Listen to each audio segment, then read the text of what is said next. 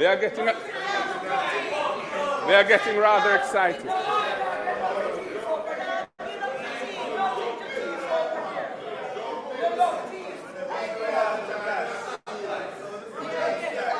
Yeah. Mr. Speaker, if I can continue. Thank you, Mr. Speaker. In keeping with our belief in a sound grounding, a solid grounding in ethics, we will equip our students with an understanding of the Constitution and their rights, and with social skills based on wholesome values and attitudes.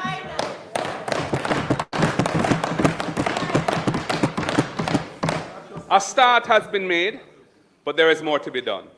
We will deepen and entrench civics education as a core subject in the national curriculum.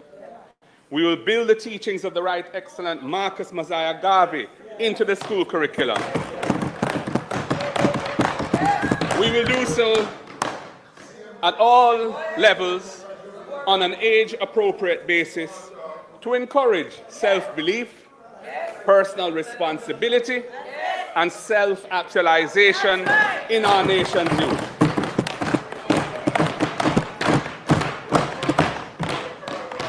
Mr. Speaker, ethics must be central to the development of our nation. Mr. Speaker, the funding to support children with special needs is woefully inadequate. We really see the need to address this matter, and we will provide resources to place emphasis on the diagnosis of learning disabilities and to strengthen shadow support for children who need it and other measures to support the education of children with special needs and their families.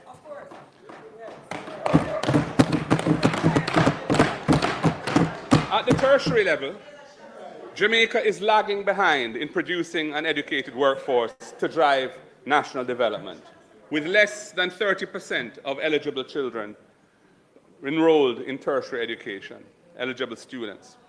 We will provide one full scholarship for a university degree per family. This will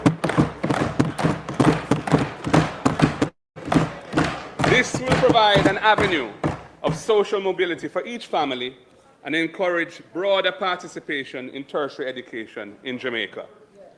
Mr. Speaker, the next PNP government will go further than the other side have when it comes to student loans, while we acknowledge the adjustments that have been announced. We will cap loan payments for borrowers from the Student Loan Bureau at a manageable percentage of the borrower's actual income. In periods of unemployment, we will suspend loan payments and tack those payments onto the back end of their loans without penalties. Young professionals who borrowed student loans to invest in their education will no longer have to fret about the shackle of a bad credit score through no fault of their own.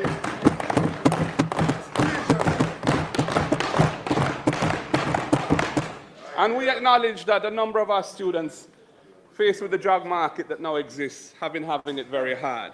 So we will have a special amnesty program to allow students who are now in default to bring their loans current without incurring penalties and arrears interest.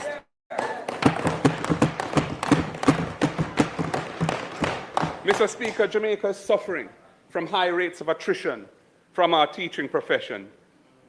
Classroom teachers feel underappreciated, and they have been leaving in droves for better pay and working conditions elsewhere. We need to encourage bright and committed Jamaicans to go into teaching and stay in the teaching profession. We need to reverse this trend by encouraging those people who would otherwise want to perhaps go elsewhere. We will ensure that teachers receive student debt reductions and motor vehicle concessions at levels that increase with their years of service in the teaching profession.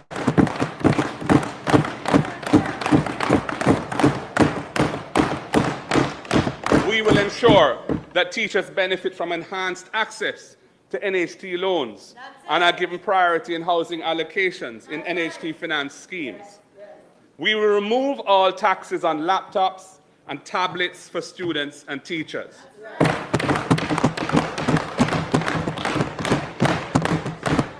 And we will negotiate package deals to provide teachers with free internet service as a tool of their trade. That's right.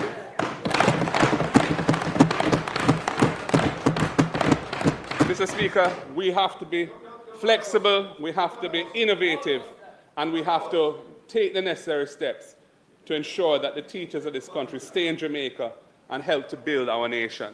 And what is happening now cannot be allowed to continue.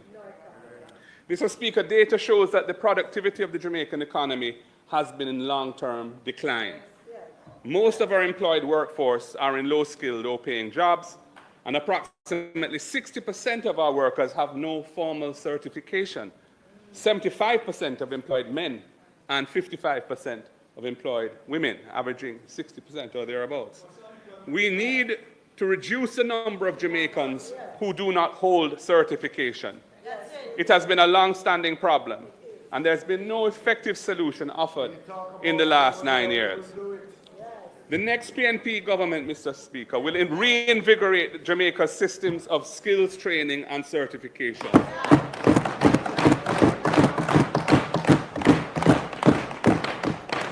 That will help our national productivity to increase dramatically so that we can attract investment in high value-added industries that provide well-paying jobs for our people globally. This way we can put an end to the calls for the importation of labor, which are getting louder and louder. We will establish state-of-the-art vocational laboratories in all high schools, entrenching the vocational pathway in the 7-year secondary experience that leads the students to level 4 certification by the time they graduate and leave high school.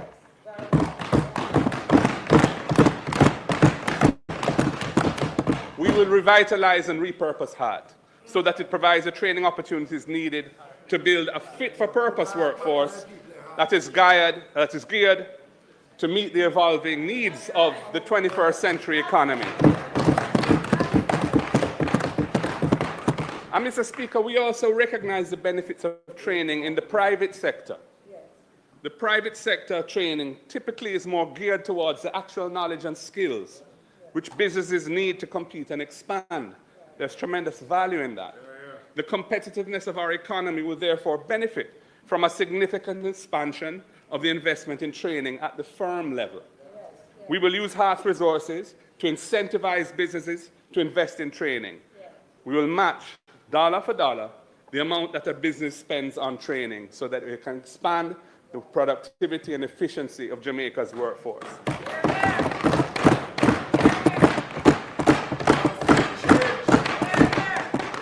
Mr. Speaker, I move to the critical issue of energy.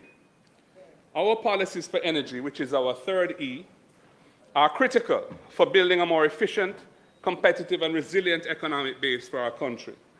Energy impacts every other sector in the economy. Weak policy execution for energy means a weak economy overall.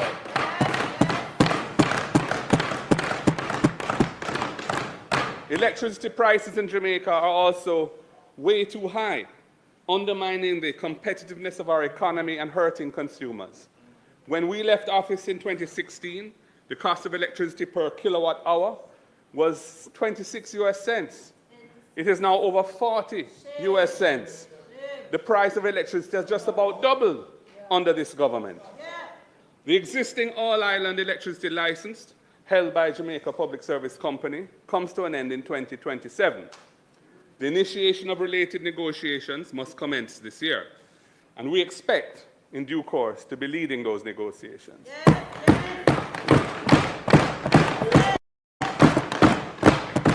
It is a process that must be pursued with great diligence, expertise, and vision to ensure a more responsive and forward-looking approach to consumers' needs and business needs. Greater climate resilience for the country's transmission and distribution system must also be a part of the mix. Mr. Speaker, this government has failed to issue regular requests for proposals, RFPs, for additional renewable energy over their 8 years. In fact, there's only been one in the last 9 years. We will prioritize achieving the renewable energy target of 33% by 2030. We intend to issue utility-scale RFPs every 2 to 3 years to achieve our renewable energy target. And Mr. Speaker, there's an important social dimension to the high cost of energy. Theft is a major problem for the economic viability of the electricity system and exposes many families to legal and fire risks. For some time now, including in my budget presentation a year ago, I called for the government to get behind a massive drive to assist informal consumers of electricity to get regularized and become lawful customers of JPS. In 2014, when we were in office, we did a pilot in several communities, and I urged the government to re-examine the outcomes of that pilot so that as many people as possible can become lawful customers on the grid.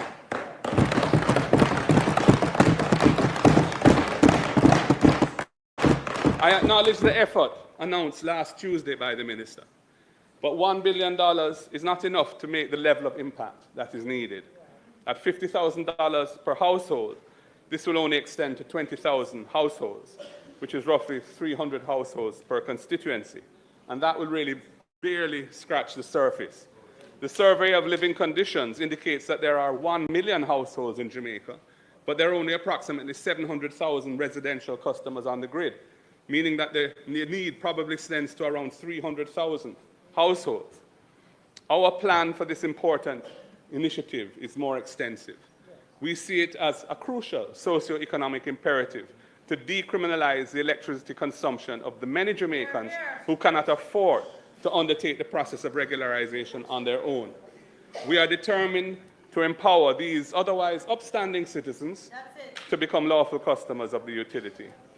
It will reduce the risk of electrical fires, which are prevalent in many communities.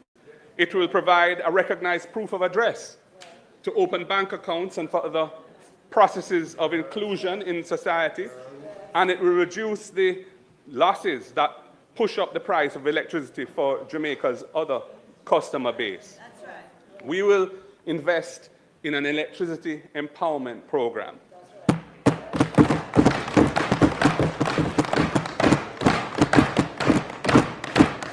The program will cover the cost for low-income households to regularize their electricity connections, rewiring, inspection, certification, provide the incentive of a credit against their light bills for a period after they become customers, and provide their homes with solar panels to reduce their electricity bills and build climate sustainability.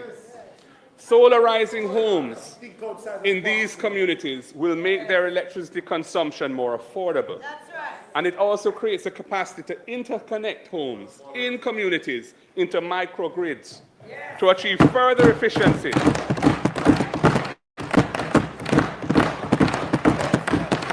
and further savings for residents, as has been done successfully in other countries such as Bangladesh. Mr. Speaker, reducing prices, increasing access with dignity, and improving efficiencies, that's the way that we will champion positive change in energy. And we are fortunate that our Shadow Minister for Energy is a man who, in his past record in government, has shown his capacity to achieve transformational change. He did it in the telecom sector, and he will do it in the energy sector. Mr. Speaker, our finance spokesperson spoke of 4 emerging industries to drive growth through economic diversification and innovation. These sectors have never before been central to a growth plan in Jamaica. I want to say something more on one of them, the cultural and creative industries. Mr. Speaker, Jamaica has a proven competitive advantage in the cultural and creative industries. Our culture and its many creative manifestations, be it music, culinary arts, film, drama, our national language, all of these have become immensely popular and influential all over the world. The success achieved by our creative practitioners over the years has, for the most part, been through their own efforts and their own genius. The state has largely failed to put in place the strategic laws and systems of support and the institutional and physical structures of support that will enable our creative entrepreneurs and practitioners to move ahead. There was a time when the absence of state support did not seem to matter because the industry was thriving and growing anyway. But times have changed. That's true. We are now seeing a decline in the global prowess of our creative output, especially in popular music. Other countries and regions have developed their own genres that draw heavily on ours, our reggae and our dancehall in particular. They are achieving great global success, while we seem to be moving backwards. As a priority, Mr. Speaker, the next PNP government will engage our creative practitioners through our progressive approach, and that is to develop a growth and development strategy for their sector. That's right. Our national plan will bring sustainable solutions to support areas such as access to finance, education and training, and international marketing support for our creatives. We will provide an ecosystem that encourages local and international private sector investment in this sector, and we will expand the funding footprint of the creative sectors with a $1 billion fund for support and development that the finance spokesman spoke about last Thursday. Mr. Speaker, we will promote content, production, and intellectual property development. This will include a recording and rehearsal studio program, provided funding and technical assistance to build community and home studios and art-making spaces across Jamaica. This is going to provide additional pathways to wealth creation for youth who have a tremendous talent and passion for generating creative product. Registered creative practitioners will also benefit from a tools of trade import tax exemption on their instruments and equipment. Mr. Speaker, live entertainment is already a significant contributor to the economy and has the potential to do much more. Yes. We will support the emergence of a full year-round calendar of entertainment and cultural events and activities for the local and international marketing of the industry. We remain committed to the establishment of proper and properly equipped 24-hour entertainment zones in suitable locations across Jamaica. We started the process when we were last in government, and the shadow Minister for Education, who was then a Minister of State in the ministry with responsibility for entertainment, was the one who designed the concept. It has floundered under this government until very recently we've seen some action. Unfortunately, some environmental issues and so on seem to have been overlooked, and planning issues, but we intend to push this area more seriously. Mr. Speaker, we are disappointed with the very slow pace of disbursement to film projects from the funding that was provided in last year's budget to support film production. Not one, I'm told, not one of the 400 applicants has yet received any funds from this announcement that was made a year ago. Jamaica clearly has capacity to grow as a destination for international film production, but there needs to be an ecosystem that can support it. The applicable tax rules, the processes for the seamless and low-cost importation and re-export of required film production inputs like equipment and props and costumes, all these need to be put on a clear and investment-friendly footing. The bureaucracy is getting in the way of the film industry. We will change that.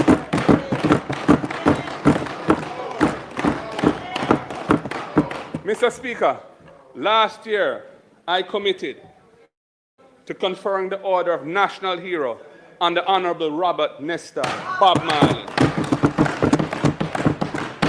This will be a priority action when we form government. That's right. The year in which we celebrate the 80th year of his birth. That's right. As we cement that spirit of one love in Jamaica, we will also commemorate the significance of Fiwi language in our expressions and identity. We will also confer the Order of National Hero on the Honorable Louise Bennett Coverley, Miss Lou, making her Jamaica's second female national heroine. Time come for Bob Marley. Time come for Miss Lou.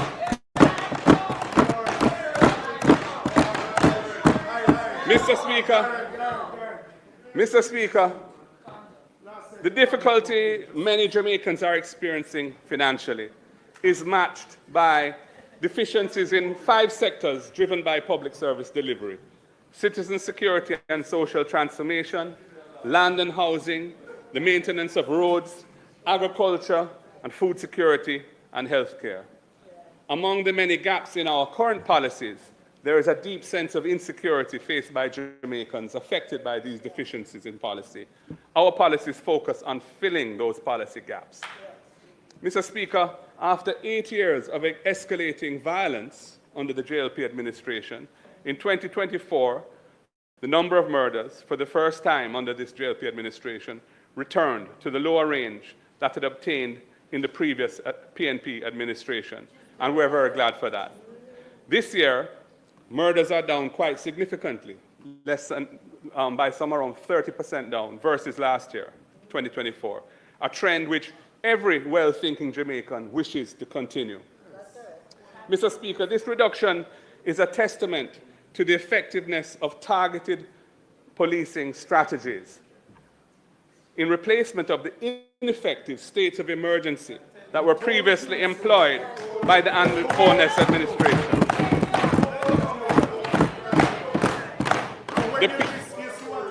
The People's National Party has long advocated for data-driven, focused action to combat crime. That's right. Our stance has been validated by the recent successes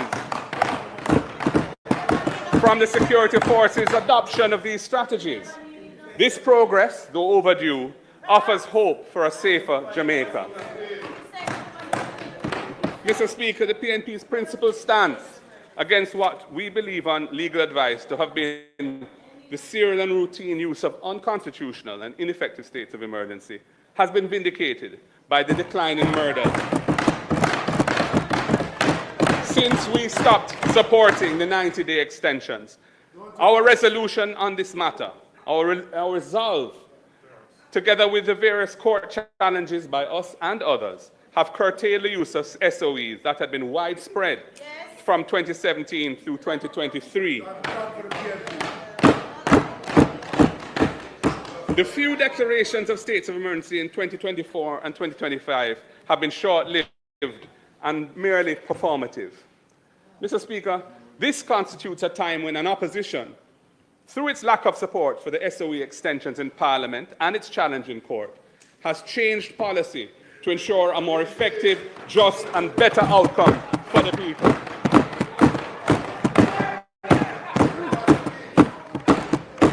Mr. Speaker, the adamant reliance on SOEs proved to be a costly misstep. Aimed at projecting toughness, the SOEs failed to dismantle criminal networks and address the root causes of violence. Instead, they eroded community trust and diverted critical resources. In contrast, our advocacy for selective targeting of violent criminals has shown measurable success, without the economic damage or the stigmatization caused by locking down entire communities. So, Mr. Speaker, while we welcome this decline in murders in recent times, the Andrew Holness administration must be held accountable for the 8 years when they stubbornly refused to abandon that SOE policy,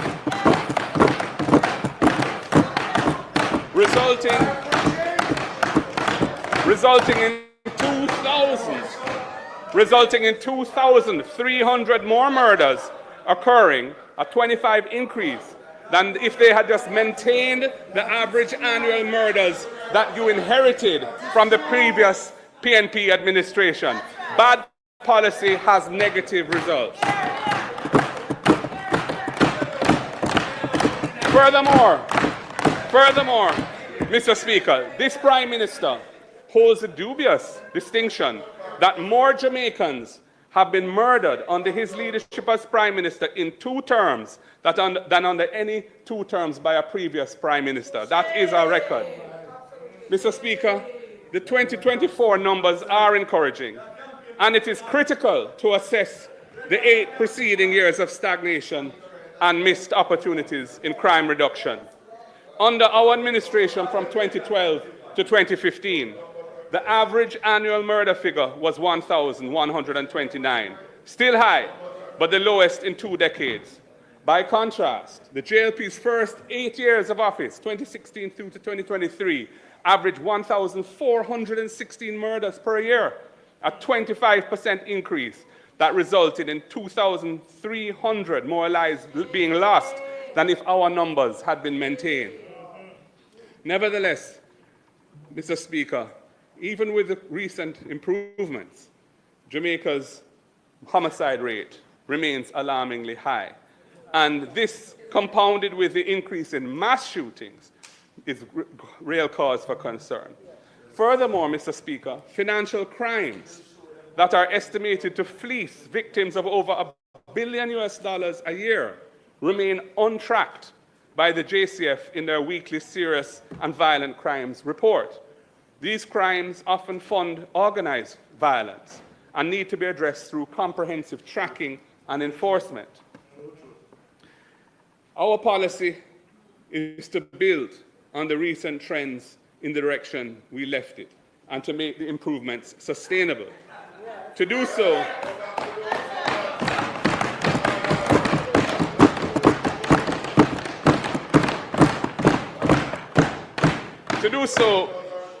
we cannot only rely on hard policing. A balanced approach is needed to tackle the root causes of crime. Mr. Speaker, the adoption of a public health approach to violence prevention, as seen in the private sector's Project STAR, aligns with the PNP's earlier initiative, which we called Unite for Change. This model treats violence similarly to a contagious disease and addresses root causes such as poverty, poor socialization, unemployment, and inadequate education. Jamaica has an opportunity to re-embrace this model and lead by example. To solidify the recent gains, Mr. Speaker, we must adopt a comprehensive, holistic approach to crime reduction. We will target interventions on the small percentage of people and places which are responsible for most of the violence. This includes enacting legislation along the lines that we proposed in 2023 for a court-supervised process of pre-charge detention of serious criminals on whom there is credible intelligence. This will facilitate prosecutable cases being built and charges being laid within a prescribed time frame without violating constitutional rights.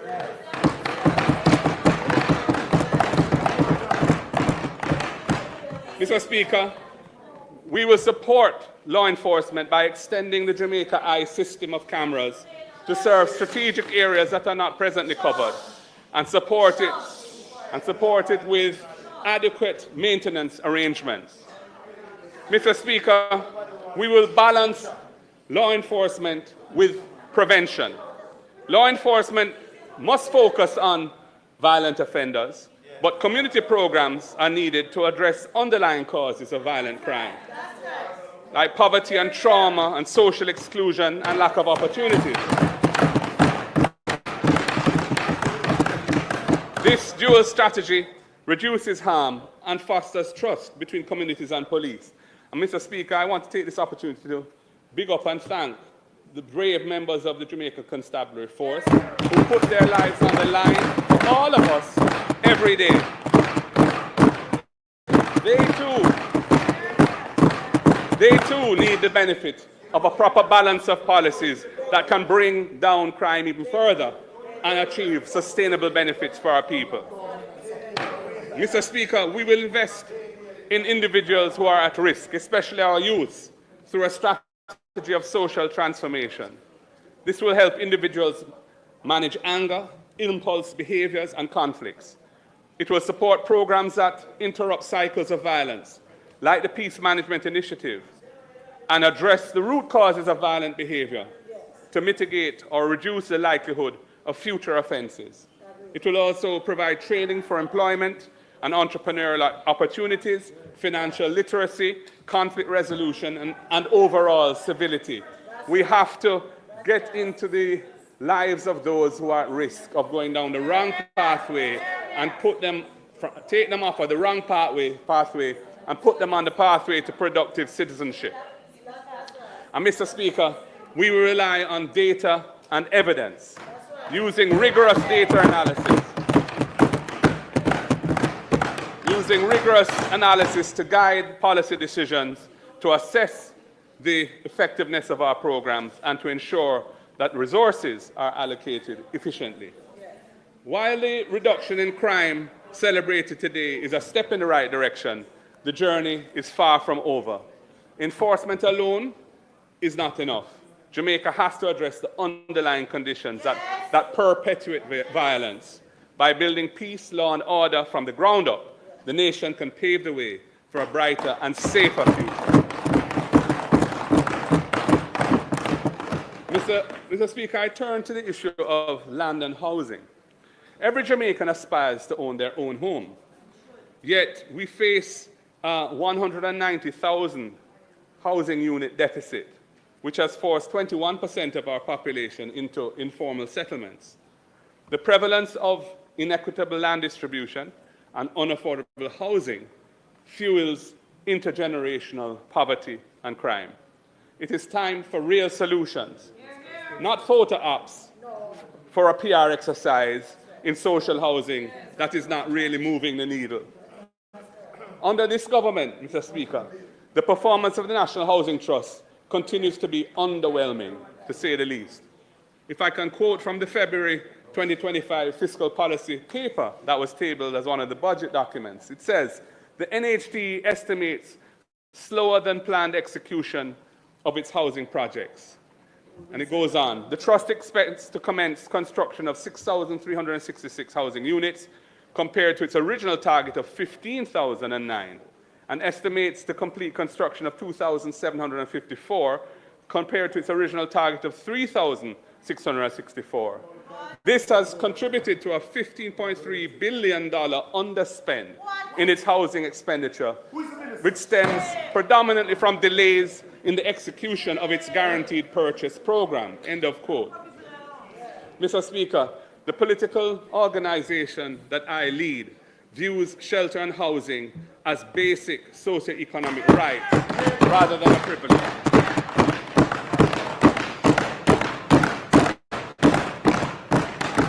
We have a proud legacy where housing is concerned. We do not bulldoze the homes of vulnerable families like what took place at Clifton near Bernard Lodge.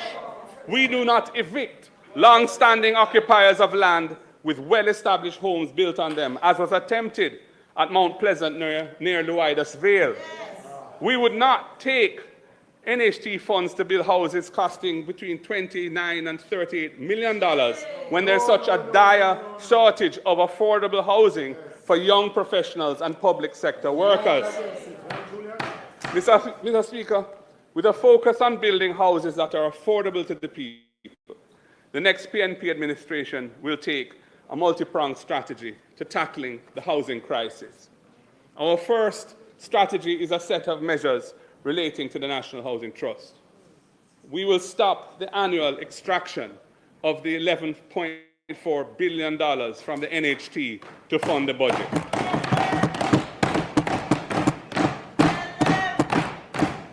Mr. Speaker, when this was originally conceived, it was written into the law as a 4-year fiscal measure in the hardest of times during a tough IMF program when our debt was spiraling out of control. It was never our intention that it would go beyond 2017. This government criticized it very trenchantly when they were in opposition. They even supported a lawsuit, which was ultimately unsuccessful, to challenge it. But then they turned around when they got into government and they have extended it for an additional 8 years since 2017, including once again in this budget for 2025-26. Mr. Speaker, we will end this annual extraction of resources from the NHT.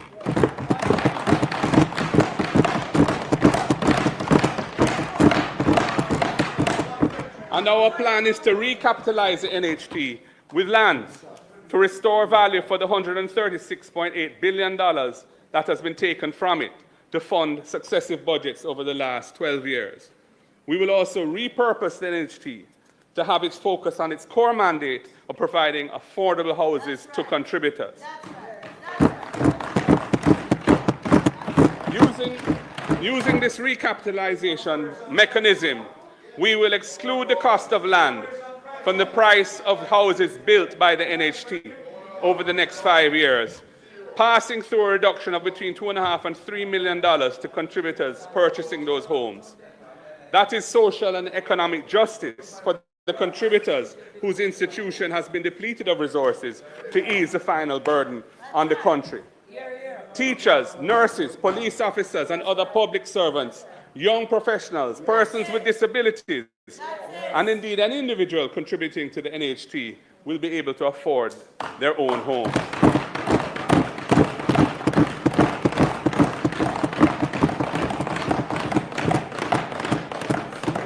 Mr. Speaker, the People's National Party knows that public sector workers are hurting from the way in which the pay rationalization was done.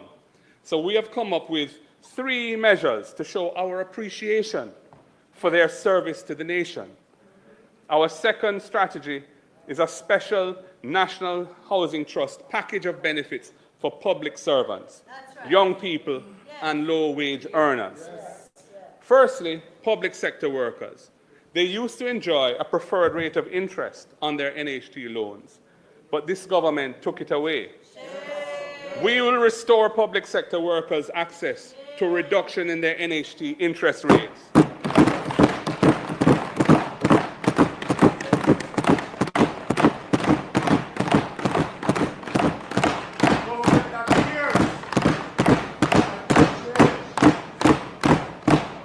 Police, nurses, teachers, doctors, firefighters, indeed all public servants who are NHT borrowers will get back this benefit.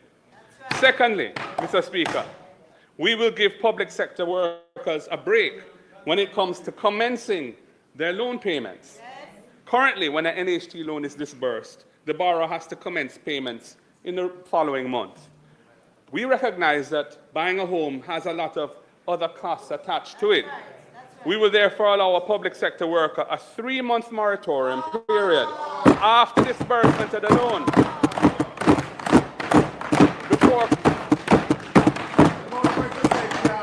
before commencing any loan payments. And that will give them time to recover the expenses they've incurred, to buy some furniture, and to get their plane. And Mr. Speaker, we have one more goodie for sector workers. Currently, the debt service ratio, the DSR, required by the NHT is 33.3%. That means that the loan payments each month cannot exceed 33 1/3 of their gross salary. We are extending a preferred 40% debt service ratio to public sector workers for their NHT loans to allow them room to borrow a larger loan from the NHT to buy their home.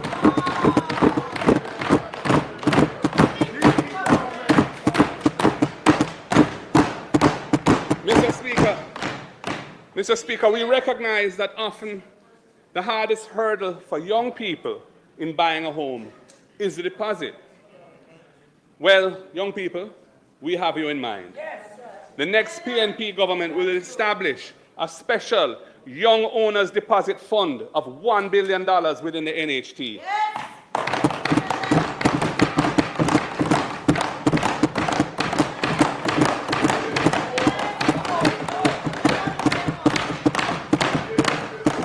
Using those NHT resources to enable young persons under 35 years of age to access $500,000 towards their deposit once they have been an NHT contributor for 2 years or more.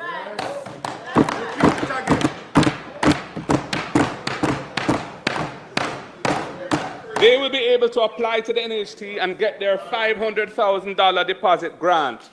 Time come for young Jamaicans to own a home.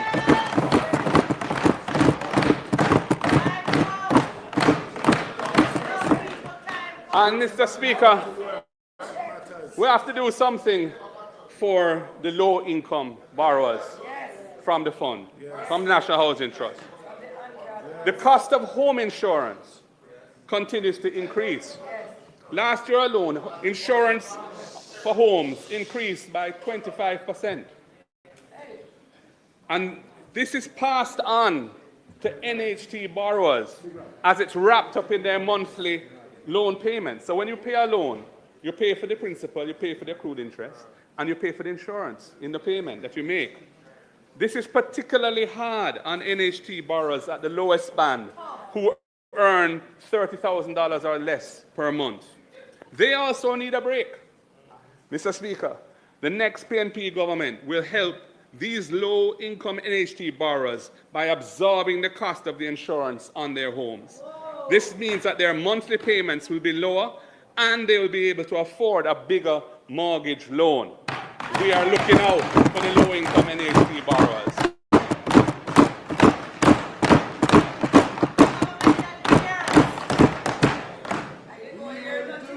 Mr. Speaker, many people earn their living in the informal sector in Jamaica, and they are not able to produce a payslip to establish their income.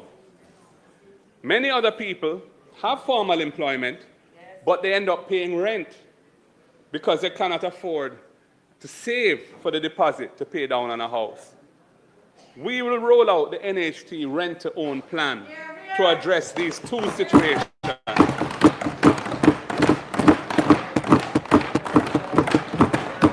Firstly, Mr. Speaker, a person earning in the informal economy who can't produce a payslip, but who wants to buy an NHT house, will be able to go into possession as a tenant, paying a monthly rent equivalent to a mortgage loan payment. That's right. And by establishing their ability to pay over a relatively short period of time, they will then be deemed eligible to access the mortgage loan from the NHT to buy the house. Having established proof of payment, they don't need to produce a payslip.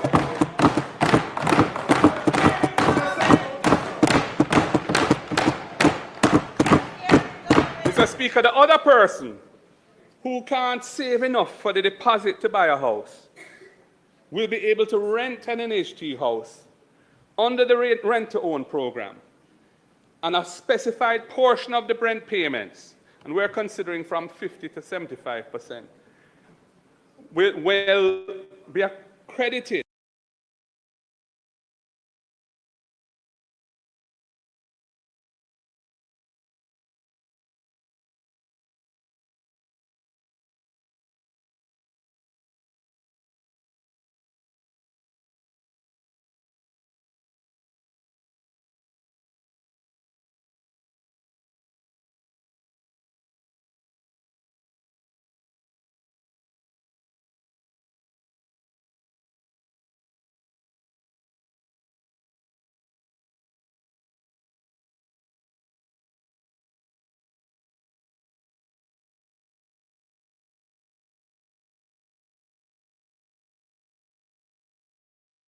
of the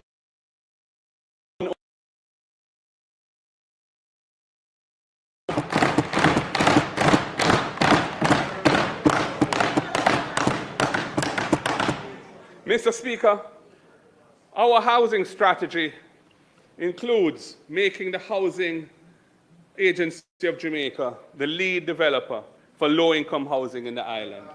Most private developers have not been focusing on affordable housing because the return on investment is not as attractive as in the middle to upper bands on the market.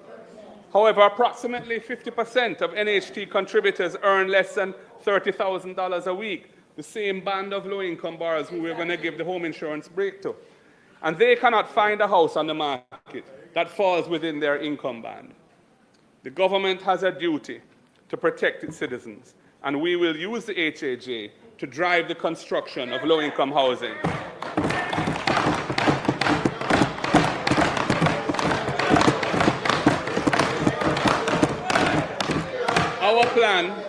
Our plan is to build 50,000 affordable houses over the next 5 years.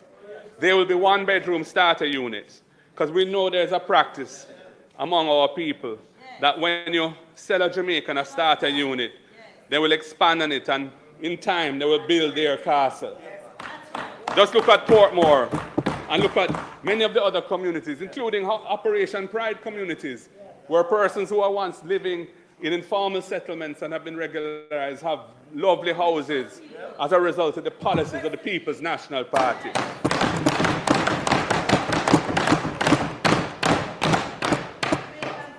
Mr. Speaker, as I've said, contributors to the NHT who are purchasing these units will not have to pay the land portion of the overall value, increasing the affordability and investment value to these buyers. They will get a significant equity from this policy. Mr. Speaker, we have already started to develop a database of government lands that are available for housing, and these are being identified across the island. When we form government, we will be not sitting and waiting for lands to be identified. The work is already being done. The third part of our housing strategy is to roll out the program for orderly renewal and transformation of infrastructure in all areas, which we have named in honor of Portia Simpson Miller.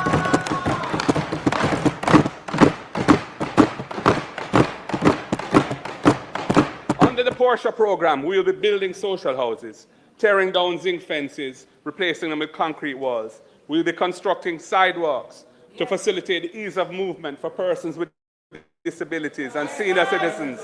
And most importantly, we will be completing all the Operation Pride projects that were left unfinished, which this government has ignored over the last 9 years.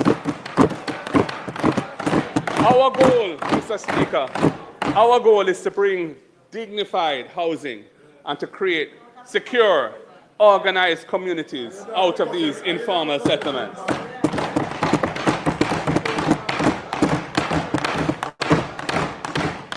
We will complete the outstanding infrastructure and bring land titling services to vulnerable residents in informal settlements with reasonable and affordable terms of cost reimbursement under the Portia program.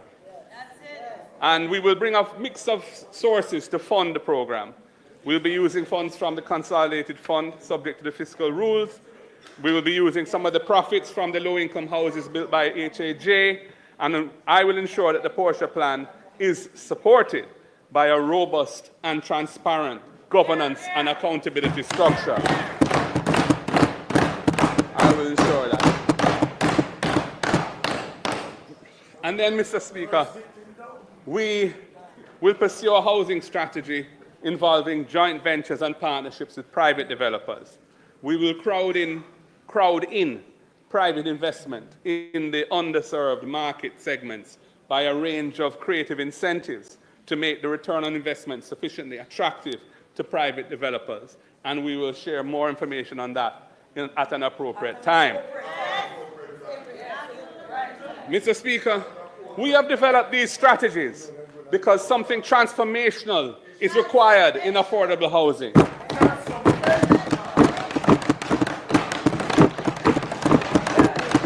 We will deliver transformation by repurposing the NHT to focus on its core mandate. It was established by Michael Manley in the 1970s for a purpose of empowering people who needed that kind of help. It has strayed from its mandate, and we will return it so that the people of Jamaica, in a real and lasting way,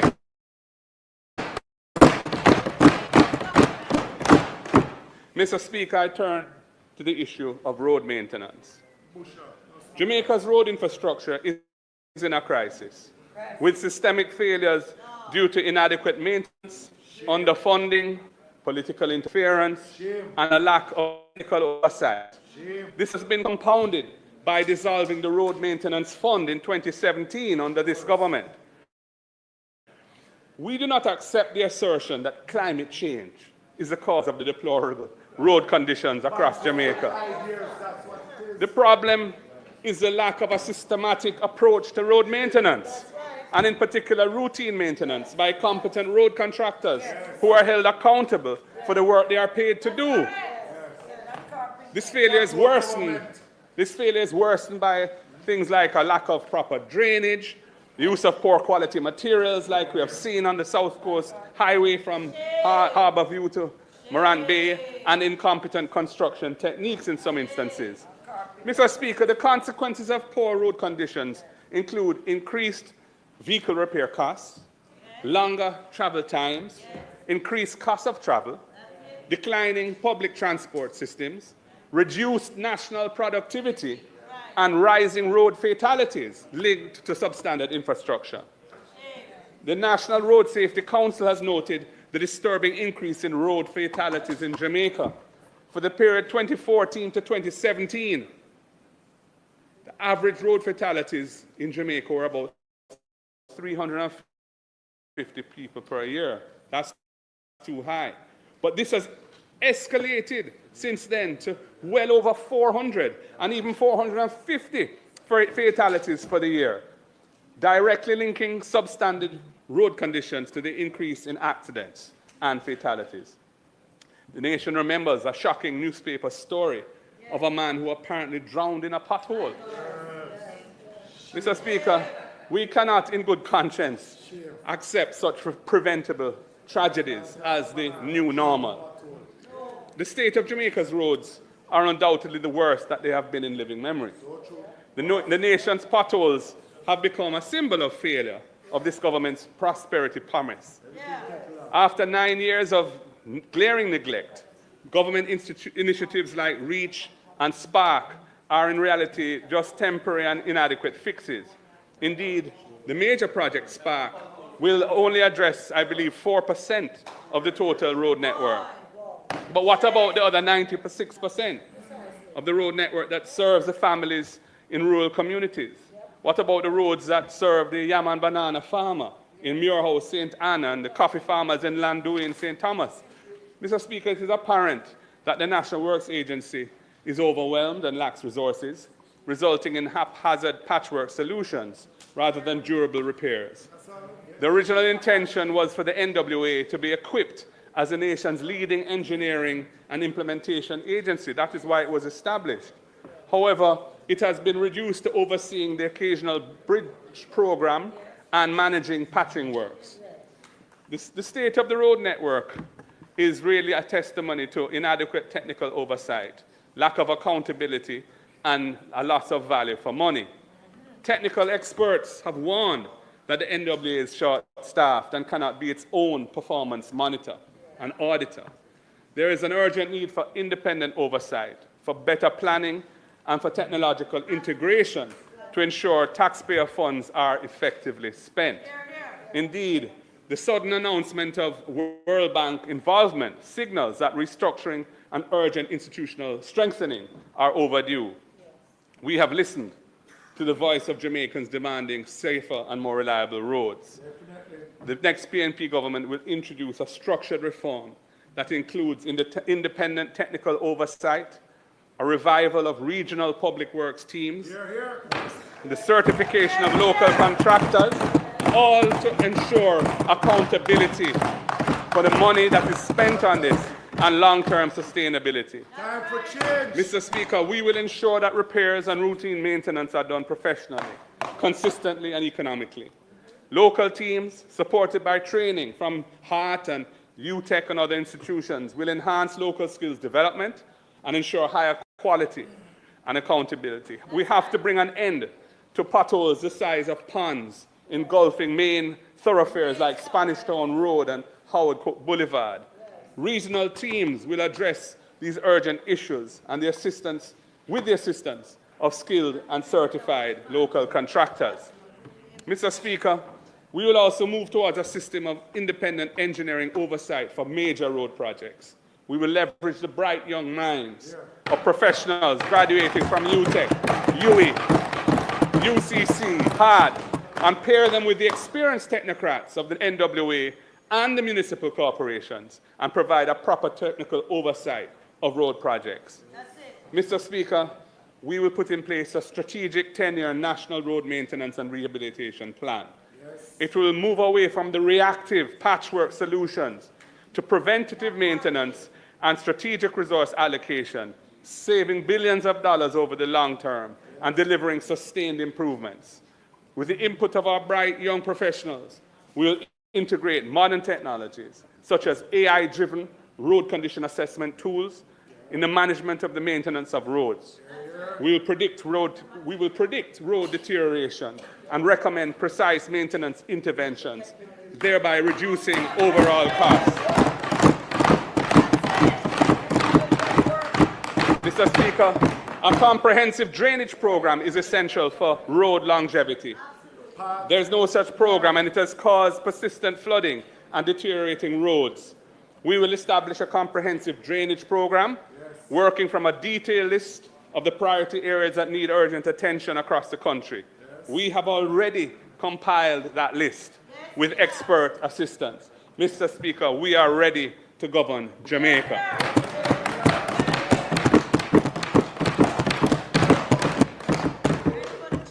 Mr. Speaker, I move to agriculture and food security. Jamaica is blessed with high-quality agricultural crops, for which there is well-established demand and great potential for further growth. But domestic production continues to underperform due to a variety of problems in the local systems of production. The value of food imports has grown by approximately $600 million, 75%, over the past decade.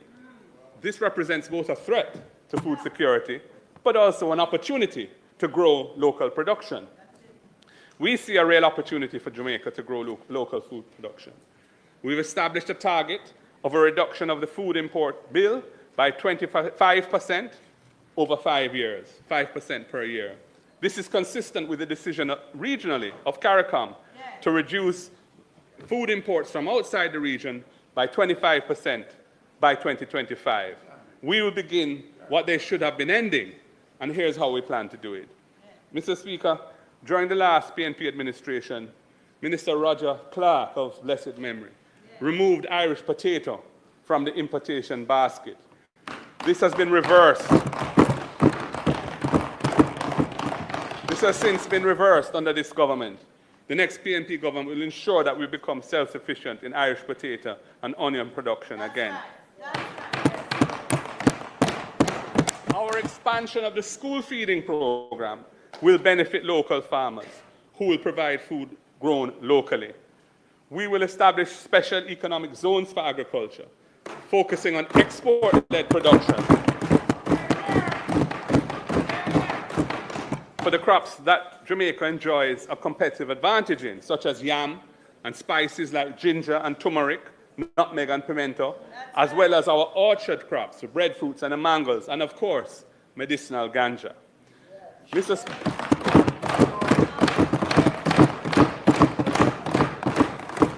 Speaker, an agricultural management system will be implemented to track what crops are under production, what their maturity dates are, and what their expected yields are.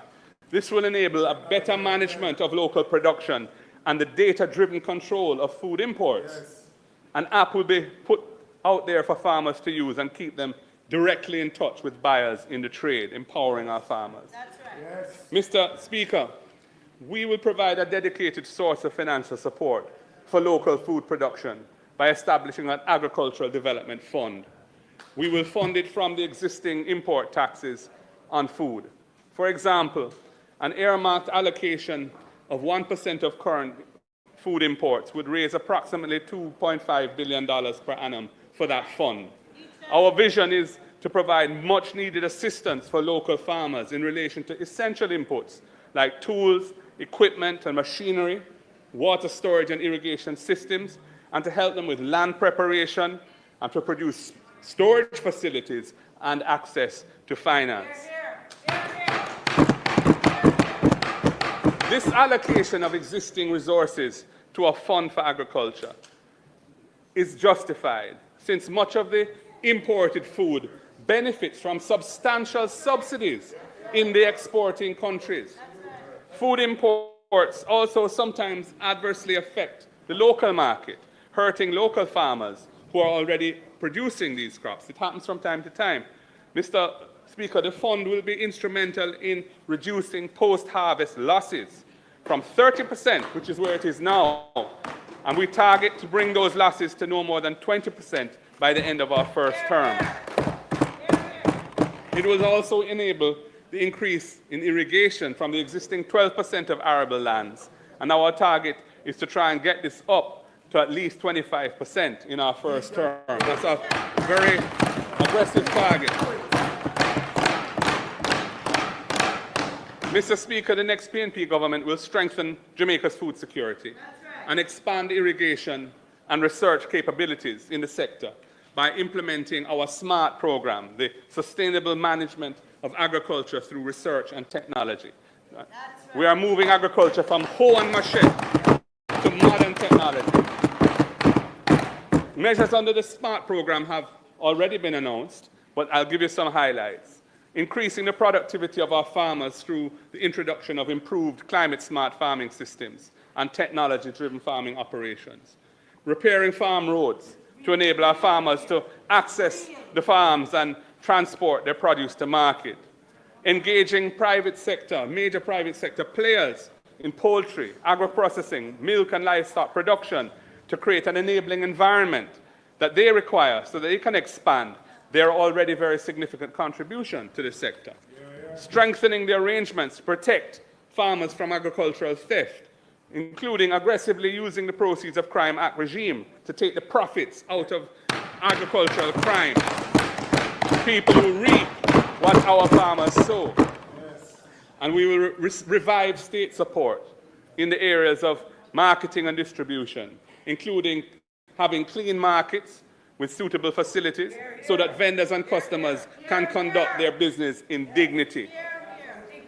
Mr. Speaker, we will facilitate the deepening of linkages between farmers and other sectors in the economy, especially hotels and restaurants, with the aim of significantly increasing the volume of locally produced foods that our hotels purchase. We started it, and we intend to take it to another level.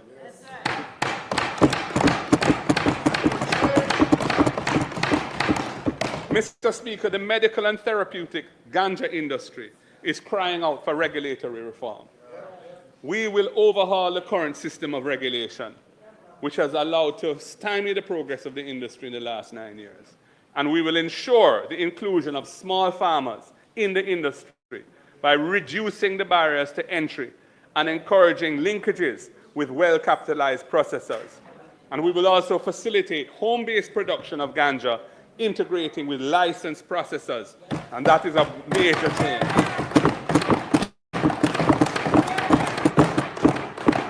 Mr. Speaker, at the end of the day, there are, I think, 262,000 registered farmers in Jamaica, and 80% of economic activity in rural Jamaica is directly linked to agriculture.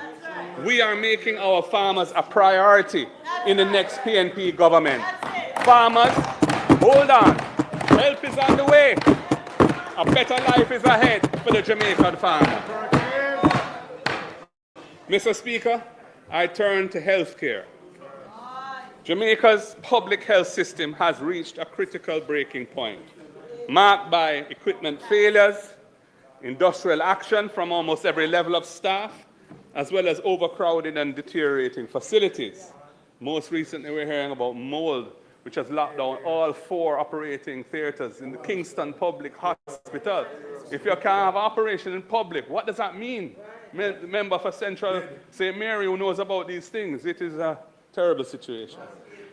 The current administration's focus on public relations over effective service delivery has led to a near collapse in the public health sector. It is heartbreaking to watch the news or scroll through social media knowing that every week there's another grieving family crying out for change. Mr. Speaker, the debacle of Cornwall Regional Hospital's renovation, which after 7 years has seen its budget explode from 2 billion to over 21 billion and counting, and still nowhere near completion, is a testament to the shambolic project execution of this government. And Mr. Speaker, it is an absolute travesty that no one has been held accountable for the mother of all overruns. It is an unmitigated disgrace. Mr. Speaker, the PNP will undertake a major policy shift in the area of health, from a focus on mega infrastructure projects towards enhancing the delivery of healthcare across Jamaica's clinics and hospitals. Patients go to a hospital or a clinic to be diagnosed and treated, to return home alive and well. Jamaicans are crying out for this lack of basic services. They want it to be fixed, and the next PNP government will fix it.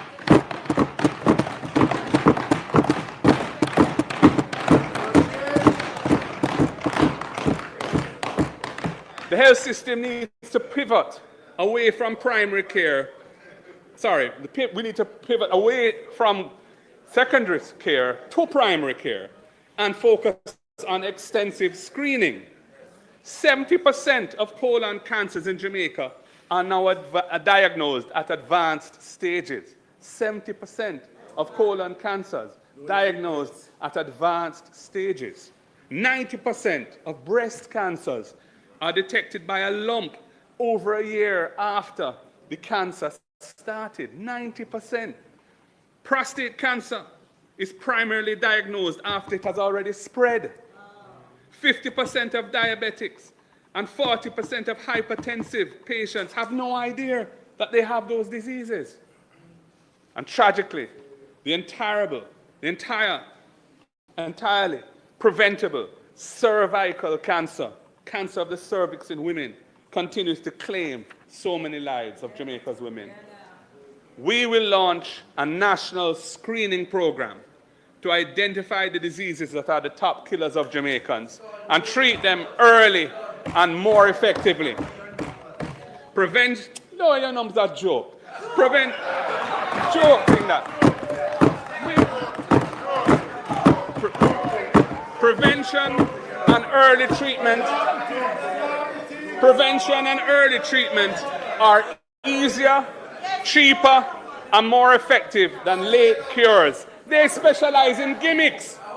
We specialize in real solutions to bring lasting change.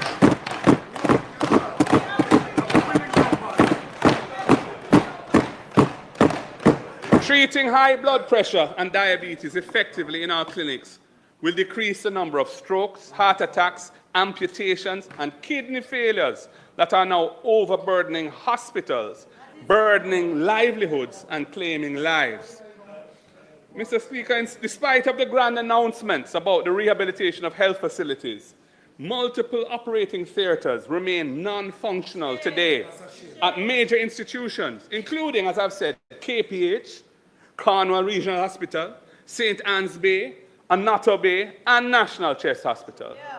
Under the next PNP government, every operating theatre will be refurbished so that each patient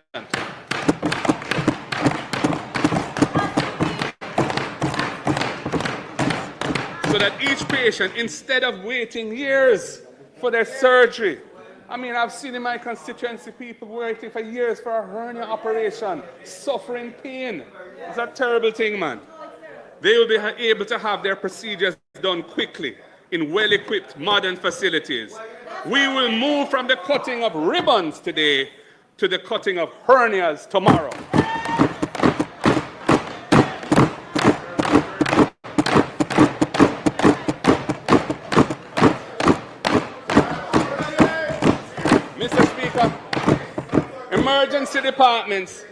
Emergency departments are severely overcrowded with patients who could be treated in urgent care facilities and sent home. I repeat, urgent care facilities and sent home. We will create urgent care centers island-wide where patients will have the option of not only seeing a doctor, but having the relevant tests available for diagnosis and treatment.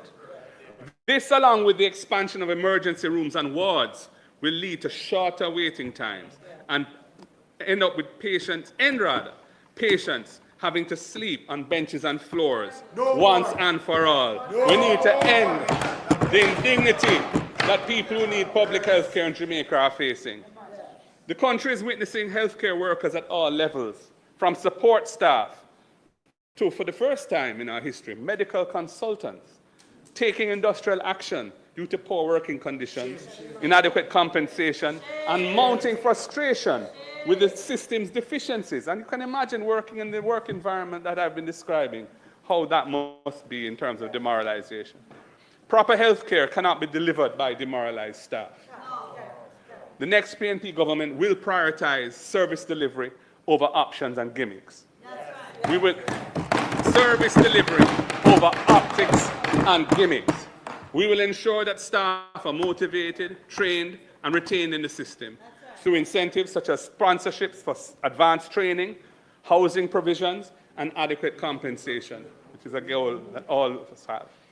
The current government's approach to outsourcing diagnostic services instead of investing in hospital equipment has resulted in the accumulation of significant debt to private contractors in the health system. This causes service suspensions, because they're not getting the money, which force patients to pay for private services, which they can't afford. We will prioritize the presence of functional radiology equipment in every parish hospital and put an end to hospital patients waiting on ambulances to take them elsewhere for urgent scans. We will ensure that every parish has a CT scan machine.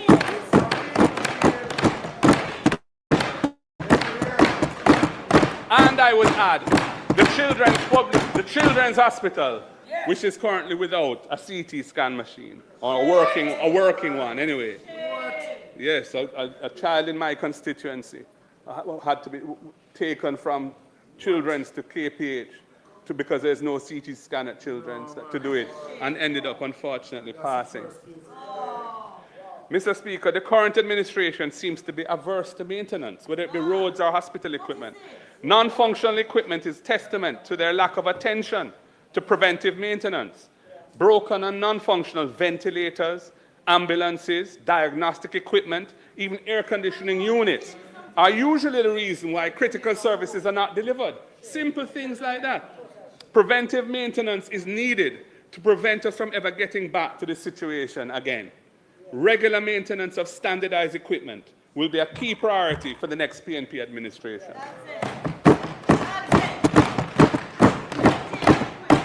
We will strengthen the health facilities maintenance unit through proper staffing and resources. Mr. Speaker, we recognize that there is little consideration for the immense volunteers who contribute medical missions from our wonderful diaspora. Health fairs and voluntary work bring healthcare to thousands of Jamaicans annually. We want to recognize the efforts of these good Samaritans who make all this possible, not only by conveying our sincere gratitude, which we do, but by committing to making it easier for them to do the Lord's work.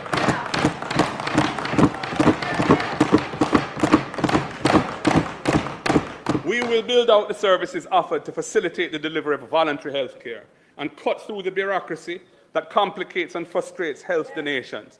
When I say I want to chair that task force dealing with the bureaucracy, it's a serious thing, because there's so many areas where people are frustrated who want to do good things and can't do it because poor systems and old rules and things that are not fit for purpose, and this government is doing nothing about it.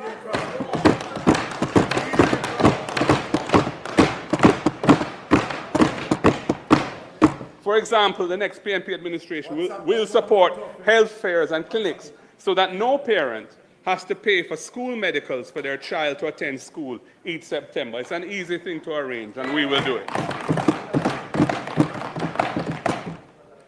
Our commitment to improving service delivery over the promises of soon done refurbishments will improve healthcare delivery and save countless lives. We put people first, not the ribbon cutting of buildings. Mr. Speaker, I move to the next subject. Jamaicans want new and better opportunities to improve the quality of their life. I will now outline how we intend to create better opportunities through a new deal for our workers, greater care of persons with disabilities, a focus on support for senior citizens, building of measures to support MSMEs that were announced by our spokesperson for Finance last Thursday. I move to the workers of Jamaica. Mr. Speaker, as I think many know, this is the 100th anniversary of the birth of former Prime Minister Michael Manley.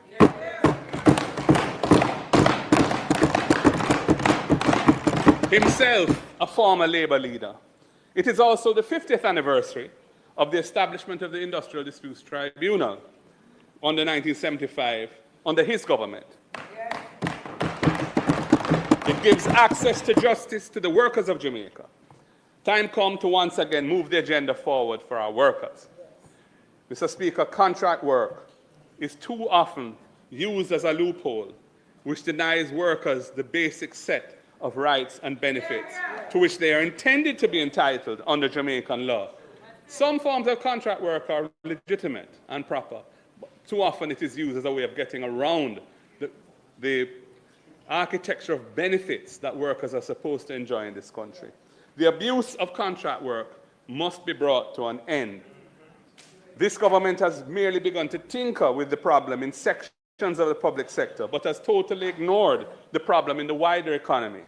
The next PNP government will pass comprehensive legislation to eliminate abusive contractual arrangements which deny workers their basic employment rights. We will ensure the equal treatment of all genuine workers, regardless of the legal forms their contracts may take. While our guide on the specific measures to be followed will be the International Labour Organization, the ILO Recommendation 166 of 1982, we will first go through a fulsome process of consultation with employer groups, our unions, our sectoral groups, and other key stakeholders before we finalize the legislation. At the same time, we will take a balanced approach, encouraging employers to regularize their employment contracts. And how do we do that? Under the Portia Simpson Miller administration, a tax incentive called the Employment Tax Credit, ETC, was introduced. The ETC has proven to be a significant win-win for the government, for businesses, for workers, and the broader economy. It has led to the formalization of more workers as employees, granting access to rights and benefits that previously they didn't have, such as participation in NHT and NIS, formal employment status so they can open bank accounts, and eligibility for loans from regulated lending institutions. The ETC incentive has also boosted corporate tax compliance, business compliance, resulting in substantial increases in government revenue. Currently, the ETC is capped at 30% of the tax charged on the company's or traders' trading income. As we seek to eliminate the practice of using contract work to exclude from the rights and benefits that exclude workers from their rights and benefits that formalized employees enjoy, I propose increasing the ETC to 40% of the tax chargeable.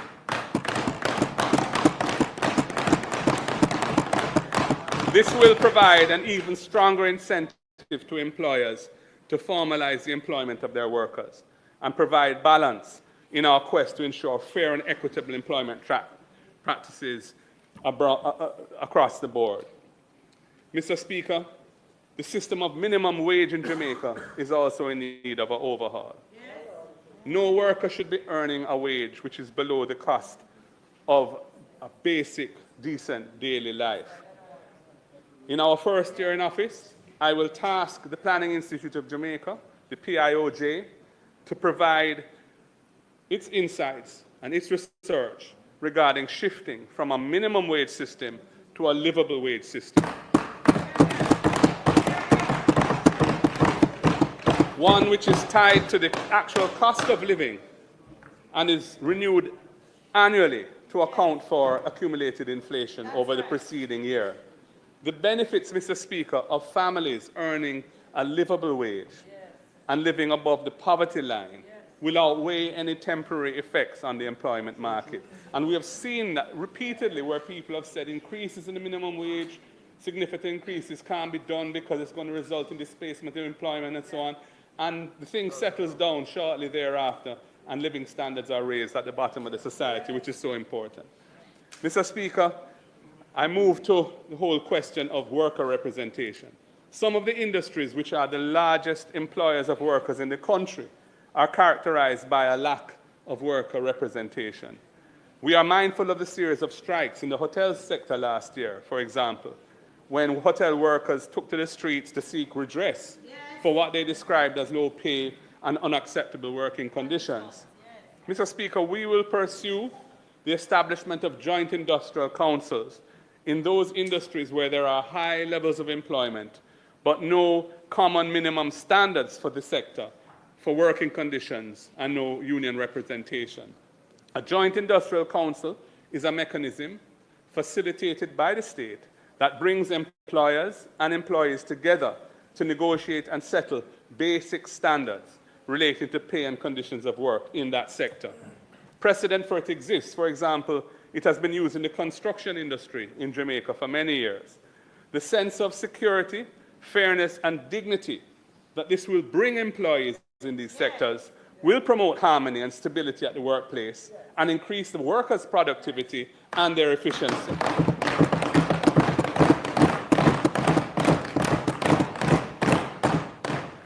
Mr. Speaker, I have been close to the community of persons with disabilities for my entire life. My father, Professor John Golding, pioneered Jamaica's only fully integrated rehabilitation center in response to the polio epidemic.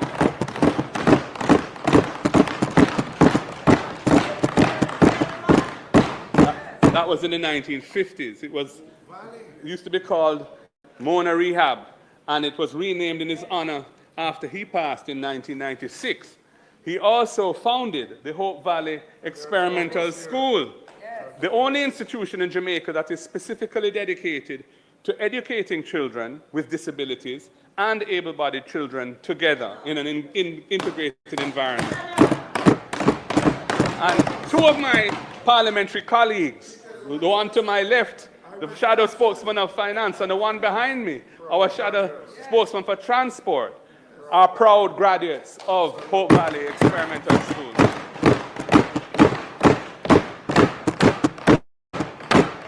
And Mr. Speaker, my late mother, who died in September last year, she started her career as a public servant, but in the 1960s, when she got married and had children, she left that and went to work on an essentially voluntary basis at the rehabilitation center, and she spent the rest of her working life there.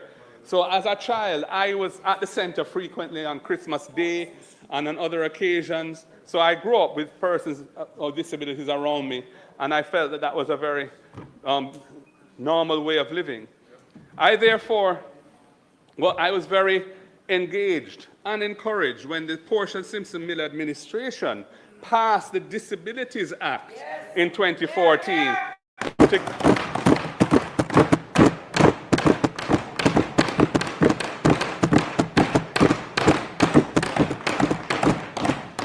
That act gives effect to Jamaica's obligations under the UN Convention on the Rights of Persons with Disabilities. And under her leadership, Jamaica stepped proudly forward as the first state to sign it.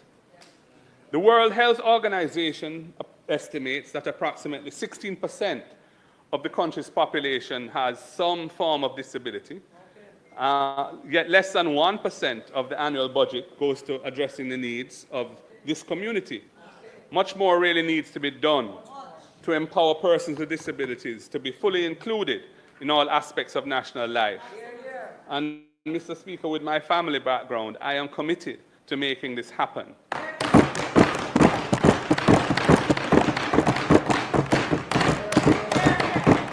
We must always remember that disability respects no one. So we must create a society that is fully inclusive of all our citizens, mindful that any one of us can become disabled at any time. Mr. Speaker, the next PNP government will establish a national disability fund with specific allocations from the consolidated fund dedicated to financing initiatives to empower persons with disabilities.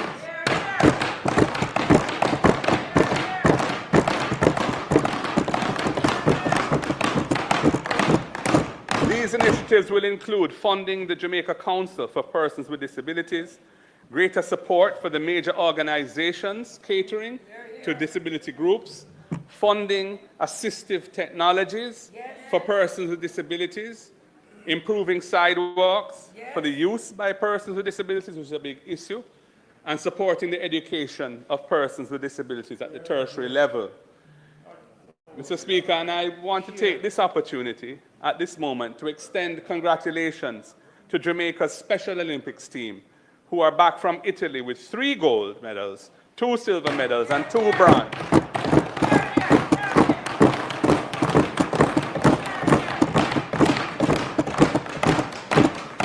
You have made us proud. Mr. Speaker, our senior citizens constitute a critical mass of our population, who spend their working lives helping to build the country.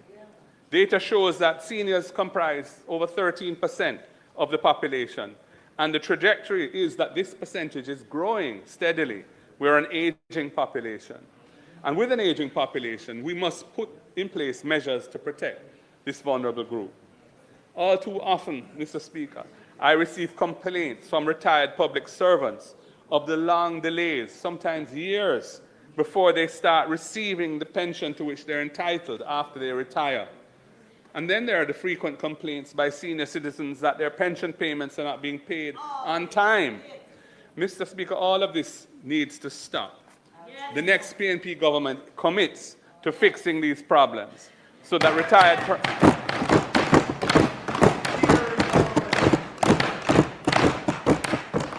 retired persons receive their pension entitlements on a timely basis.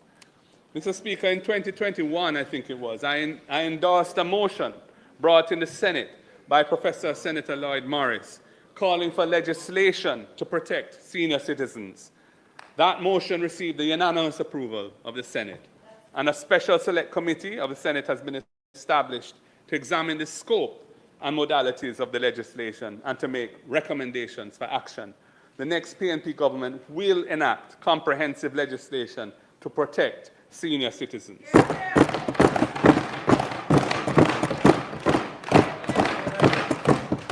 We will also strengthen linkages between key agencies of government that serve senior citizens who need to get life certificates, for example, and other documents.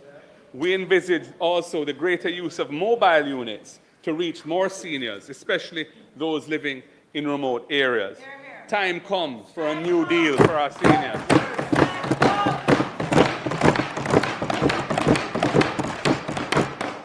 Mr. Speaker, there is a time-worn refrain that justice must not only be done, but be seen to be done. Well, here in Jamaica, too many cases occur where neither of that is true. The next PNP government will focus on social justice, constitutional reform, and some other vexing issues to which I next turn. Mr. Speaker, the situation in Jamaica with respect to beach access is unacceptable. Why should this be the country in the Caribbean that denies our people access to most of the country's beaches? It should be a benefit and joy of island life, and we will restore it to our people. We are committed. We are committed to implementing a progressive beach access policy to ensure that the public has reasonable access to Jamaica's beaches. We will work with all stakeholders, including communities which have historically used beaches for recreation and fishing, and also with our tourism interests to secure appropriate rights of access for the public to be able to enjoy our beaches. If necessary, we will use legislation to protect the public interest in having reasonable beach access while protecting the legitimate interests of business owners.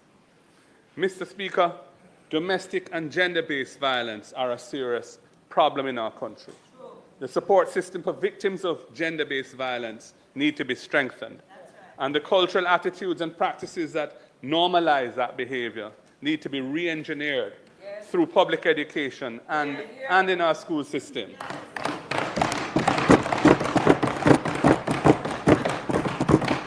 We will establish support centers in every parish to provide safe havens for the survivors of domestic violence and gender-based violence. And we will move quickly to complete this long outstanding review of the Domestic Violence Act and to implement the recommendations arising from that review so that there's a more effective system for holding abusers to account.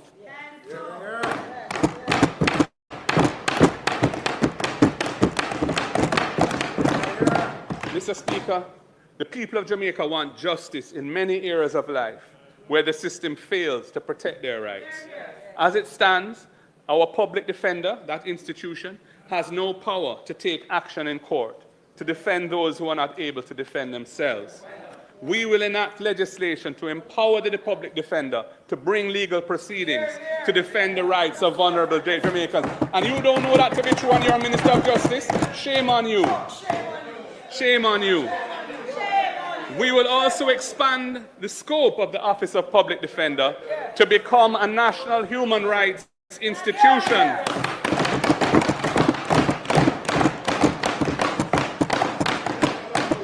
As a full-blown national human rights institution, it will monitor and report on Jamaica's performance in respecting the rights of our citizens. Mr. Speaker, as Minister of Justice, I started that process over a decade ago. It has been abandoned by this government. We will revive it and make it happen. Mr. Speaker, many disputes of a civil nature, such as issues concerning land and dead left property and so on, lead to acts of violence because people cannot afford lawyers to defend their interests.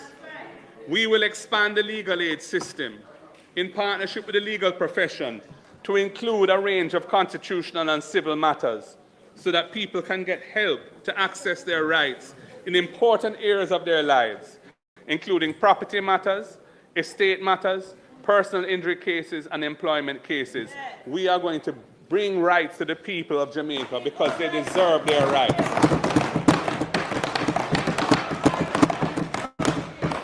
Mr. Speaker, as a small island developing state, Jamaica depends on the rules of international law for our protection. We will complete the long outstanding process of enacting domestic legislation here in Jamaica to enable our country to accede to the jurisdiction of the International Criminal Court. It is a missing element in the current accountability framework for those who abuse power in this country. As Minister of Justice, I started that process over a decade ago. Again, it has been abandoned by this government. We will make it happen.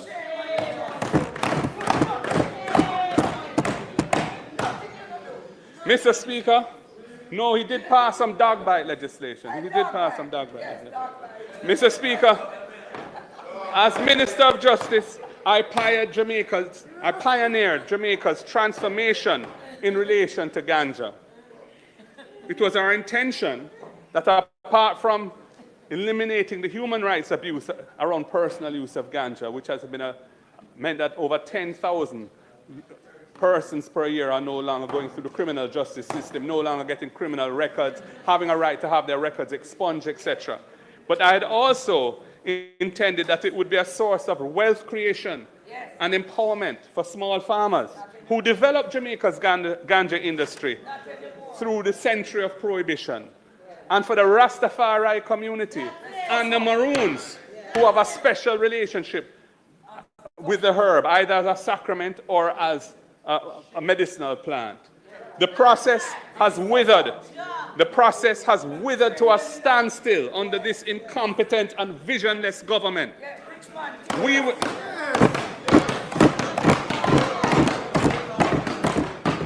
will ensure that small farmers are empowered to participate fully in the medicinal and therapeutic ganja industry.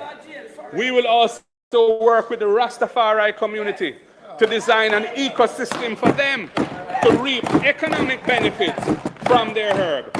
And we'll do the same for the Maroons so they can leverage their traditional cultural knowledge of herbal medicine. Time come for the rights of our indigenous people to be respected. Mr. Speaker, the local economy in communities across Jamaica benefits significantly from entertainment events, like a little round robin or a little fish fry. However, there is a lack of clarity as to the required arrangements to keep those events. Permits are too often withheld, set up as well, thank you. Permits are too often withheld in circumstances which lack transparency and appear unfair to residents. I don't know about you, I get so many complaints about that. The system is crying out to be overhauled and put on a clear and equitable footing. In keeping with our belief in consultation with communities in decision-making, we will develop balanced and clear guidelines so that the nighttime entertainment in communities can be put on a clear footing and people know what their rights are and people no longer feel that they are being oppressed by an unfair system.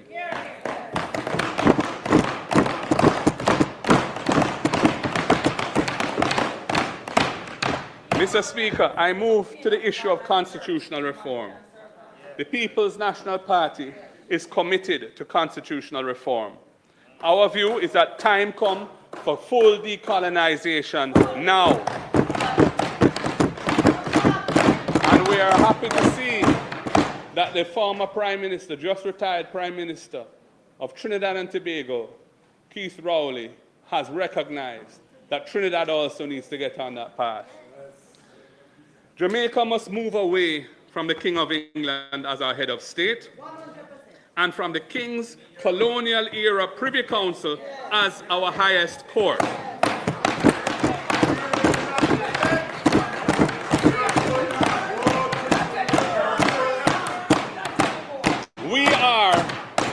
We are a proud and mature independent nation, and we must fully repatriate our sovereignty.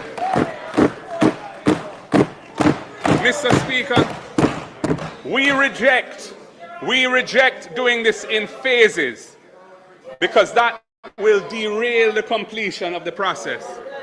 I once again call on the Prime Minister on Thursday to state his party's position on embracing the Caribbean Court of Justice as our final court. Mr. Speaker, the former colonies of the Commonwealth that have succeeded in moving away from the monarchy to achieve full sovereignty, the former colonies of the Commonwealth, have done so by utilizing a tried and proven formula. The formula has two limbs. Limb one, delink from the monarch's court, either before or at the same time as moving away from the monarchy, by faithfully following the path laid down by the Constitution of the country for amending its provisions. Limb two, the political parties of the country finding common ground, as outlined by former Prime Minister Bruce Golding in the opening of the debate on the Charter of Rights in this honourable chamber in 2011. That common ground can only be reached by means of cross-party dialogue, and we are not having that dialogue. We need to have it. The over 40 former colonies of Britain across the world who have moved away from the monarchy have overwhelmingly done so, either after or at the same time as moving away from the monarch's court. Yet this government won't tell Jamaica why they don't want to follow this tried and tested formula. By proceeding as if the journey of constitutional reform can be successfully completed unilaterally with the support of one side of the aisle only, they have caused the reform process to become mangled. Their approach has shown an immense lack of care and interest in the interests of the overwhelming majority of Jamaicans who have been denied access to their final court for nearly 200 years. Of all the countries that have successfully transitioned from the Privy Council to an accessible final court of appeal, from Canada, which completed the process in 1935, to St. Lucia in 2023, not one of them has done so through a referendum route. Not one. Why has this been so? Mr. Speaker, there are several reasons. The first and most obvious being that it is futile to hold a referendum on an issue, the possible outcome of which does not lie in our power to implement or continue. If there was a referendum and the vote was to remain tied to the Privy Council, the power to make that happen does not lie with us in Jamaica. It lies with the gift of the United Kingdom, and they can change their position on it at any time. There's another powerful reason. The referendum is in essence A referendum is in essence a political exercise, and matters concerning the judicial structure of the country should not be subjected to the harsh and extreme banter of political platforms. It will not serve the administration of justice to subject the highest court to that risk of irreparable damage to its image, reputation, and acceptance. Mr. Speaker, the Jamaican Bar Association in 2015 in a public statement said, and I quote, "We feel strongly that subjecting the process to a political referendum and the vagaries of our adversarial political system will impact on the dignity of the court, which may serve to put the court into disrepute." I end quotes. Mr. Speaker, in a similar vein, noted constitutional scholar Dr. Lloyd Barnett, who advocated a case before the Privy Council which resulted in the ruling that 2/3 majority is what's required for a constitutional vote to complete the transition to the Caribbean Court of Justice. He has publicly urged the Jamaica Labour Party parliamentarians to follow that correct pathway, the pathway that has been laid down by the Privy Council itself in interpreting our Constitution. Mr. Speaker, there are examples right here in our region of chaotic outcomes to such exercises that were held in 3 sister states, which have a specific constitutional requirement of a referendum for transitioning to the Privy Council.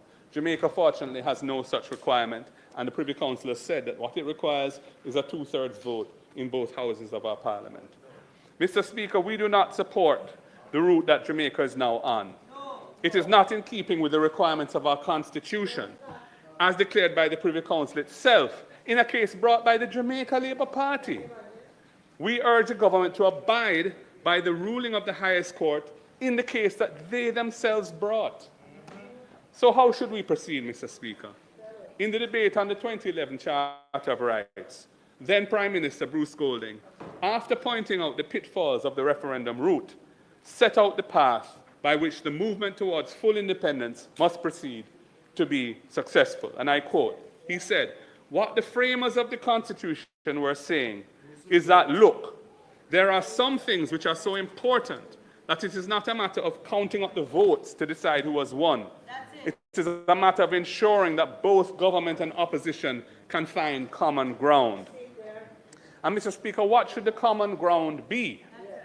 The final advice of former Prime Minister Edward Seaga was to keenly follow the progress of the CCJ for an appreciable amount of time, make an assessment, and then take the next meaningful step. That was what Mr. Seaga advocated for.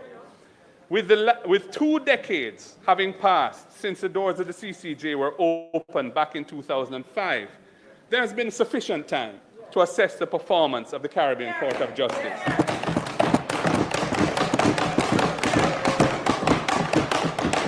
That assessment, Mr. Speaker, that assessment shows that the transition should urgently proceed based on compelling factors. Firstly, no complaint whatsoever has ever been heard coming out of any of the 5 sister territories of the region that have embraced the jurisdiction of the court, the Caribbean Court of Justice, as their final court.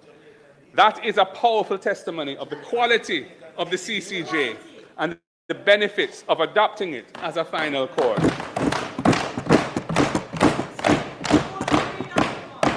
Secondly, the CCJ has received strong international recognition for its secure insulation from political interference and other forms of external interference, and for the efficiency of its operations, and for the excellent quality of its judgments. And Mr. Speaker, thirdly, it is unacceptable and indefensible that Jamaicans should be left attached to a court to which only the most wealthy have access, to the shameful situation where a Jamaican citizen, like me, needs a visa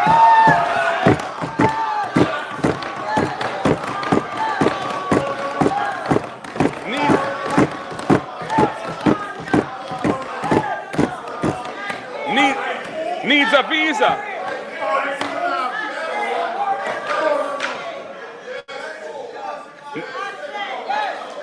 Needs a visa.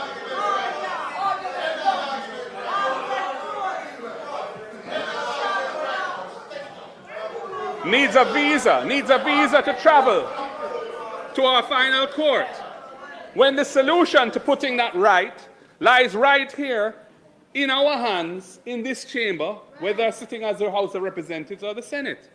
And Mr. Speaker, access to justice is a critical issue. Right now, the vast majority of Jamaicans don't have a final court. You need a visa to go to UK as a litigant, and the cost of litigating a case in England come up to many, literally tens of millions of dollars. It is not an accessible court for the majority of our people. And when you look at what the CCJ has done for our Caribbean sister countries that have acceded to its jurisdiction as a final court, whereas in Jamaica you have a mere handful of cases going there each year, sometimes 2, sometimes 5, sometimes 1. Those countries have multiple appeals that are being heard. Their laws are being interpreted and applied. It brings tremendous economic value to have an accessible final court because it increases the rule of law and certainty in how economic transactions are conducted. So while our foreign direct investment is falling, look at what's happening in Guyana, for example, where they're growing at nearly 50% because of their oil and gas industry. They have the CCJ as their final court, and they have massive investment in their oil and gas industry. And the same is true of other jurisdictions in the Caribbean which have acceded to the CCJ. Mr. Speaker, if we undertake that assessment as recommended by Mr. Siaga, the outcome is clear. Yes. The government and opposition will at last have found common ground. Yeah. This could be the year when the historic and empowering institution of a Caribbean final court, originally conceptualized by none other than former Prime Minister Hugh Shearer and his cabinet colleagues back in 1970, comes to finally be acceded to by Jamaica, and justice at the highest level becomes accessible to all Jamaicans.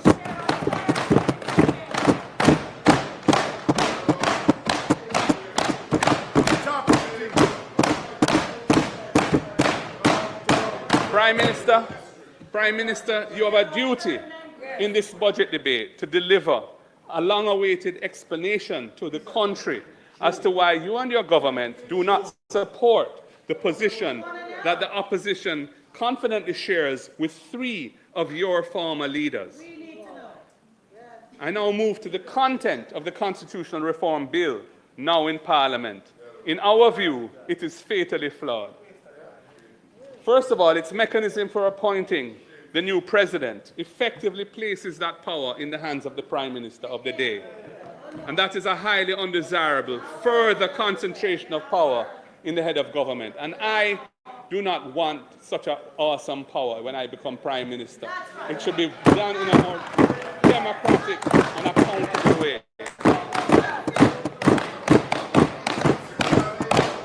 Mr. Speaker, the bill would also modify the composition of the Senate to remove the opposition's ability to stand in the way of oppressive changes to entrenched constitutional protections.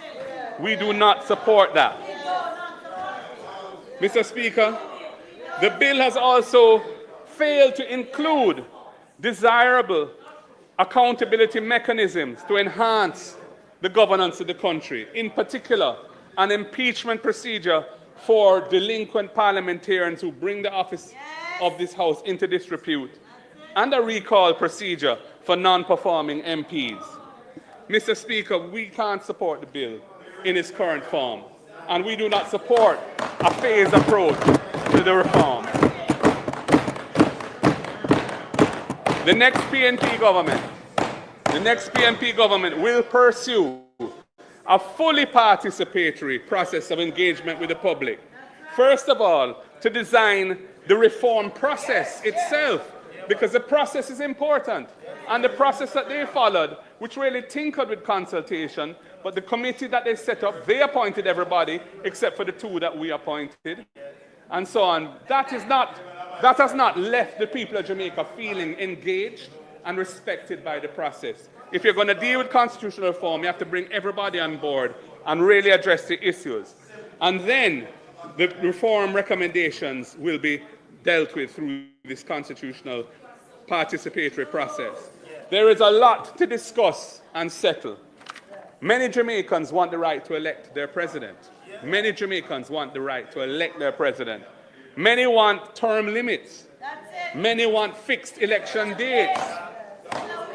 We need a fulsome discussion on how our diaspora can play a role in governance in the country. They support the economy, they support the people who live here, but they have no say in the governance of the country. What mechanism should the Constitution provide for them? That's an issue.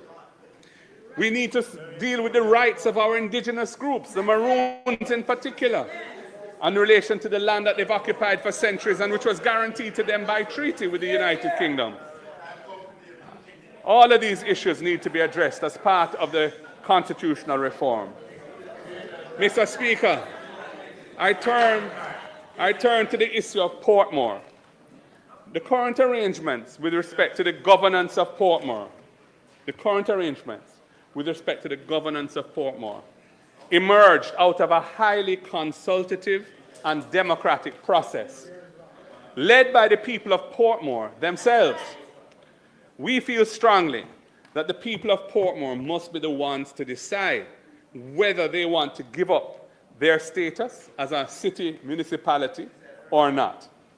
After all, Portmore enjoys unique participatory governance innovations, such as they get to directly elect their mayor. They're the only community in Jamaica that does that. And the inclusion of community stakeholders in the committees of their council, which is provided for by their charter, is also a unique feature. There is no other municipality which directly elects its mayor. Anyway, Mr. Speaker, a fundamental change which would deprive them of those rights should not be foisted on them by the government of the day.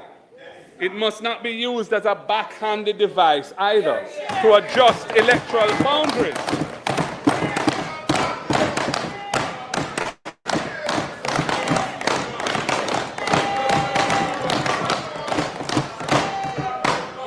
It must not be used as a backhanded device to adjust electoral boundaries.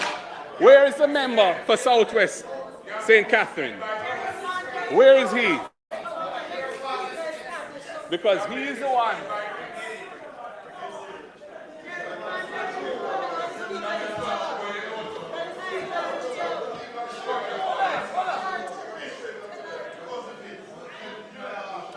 Mr. Speaker. Mr. Speaker. Present. There's a point of order. My point, Mr. Speaker, I'm standing on a point of order.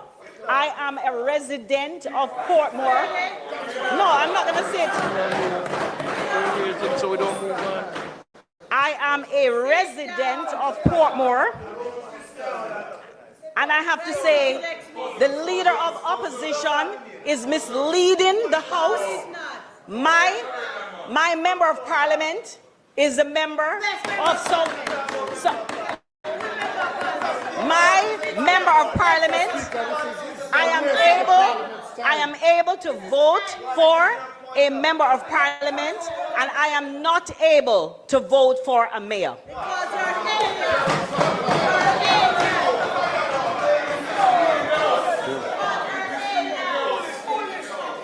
I don't know what you're talking about, member.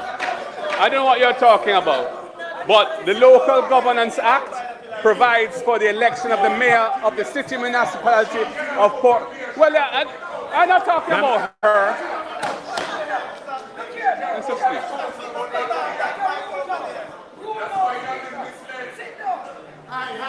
Mr. Speaker. Members. Mr. Speaker. Members.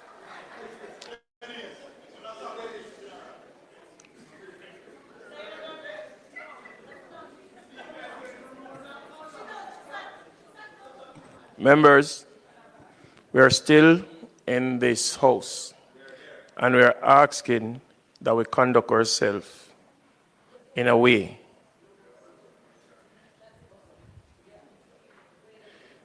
I will rule according to how it is supposed to be done. The leader of the opposition, is on his feet. A point of order is raised. I cannot tell you what the point of order is until we hear. So allow me to rule accordingly. You may continue, sir.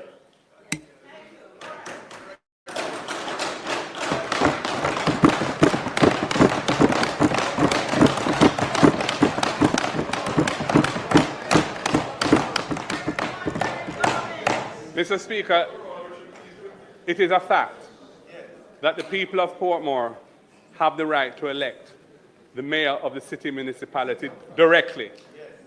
There was a separate ballot in the local government elections in February last year. They voted for their councillor and they voted separately for their mayor. And we are saying that for them to be deprived of that right.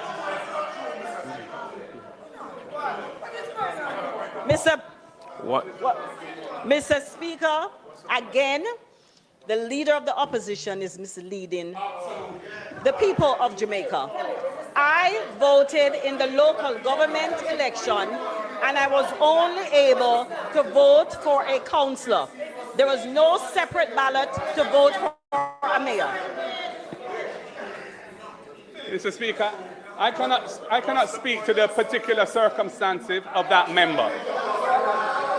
I am making a general point, an accurate general point. She must know why she can't vote.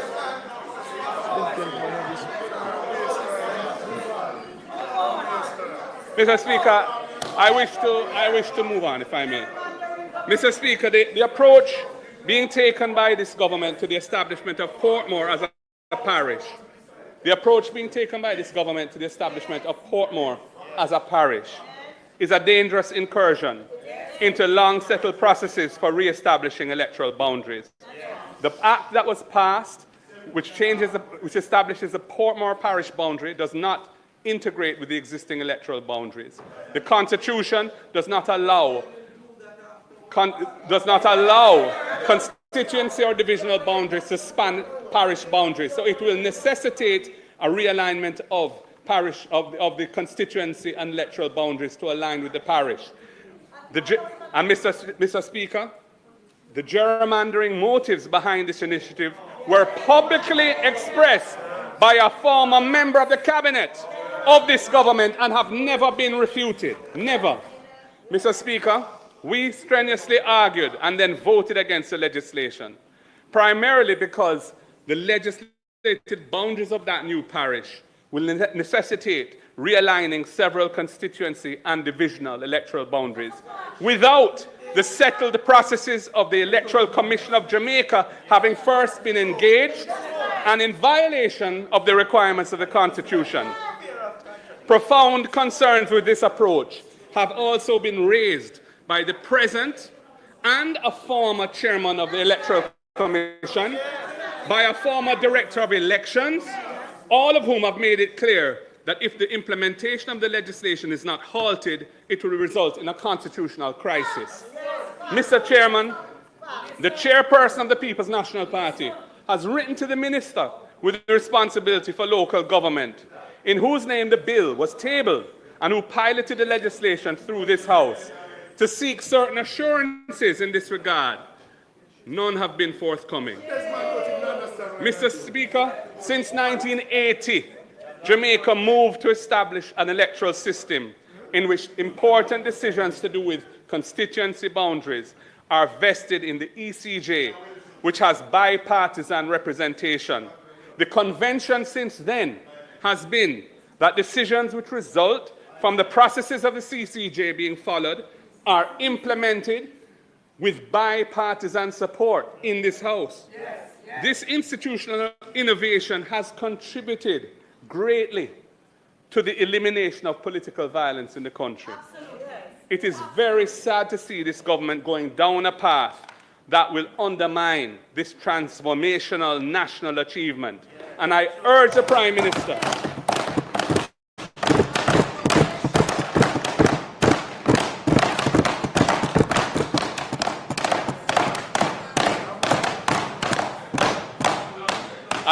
urge the Prime Minister to ensure that as part of his legacy to Jamaica, this inconceived legislation is not brought into effect. Anyway, Mr. Speaker, in the meantime, yesterday, we filed suit in the Constitutional Court to strike down the legislation.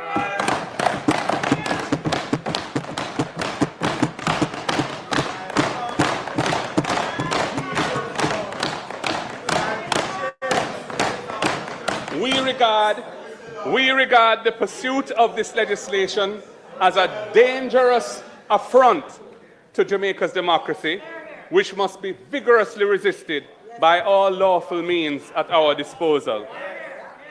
Mr. Speaker, in the 80-year history of electoral politics in our country, I have never heard any Prime Minister before this one, whether PNP or JLP, declaring in an ominous tone that the opposition must not return to power.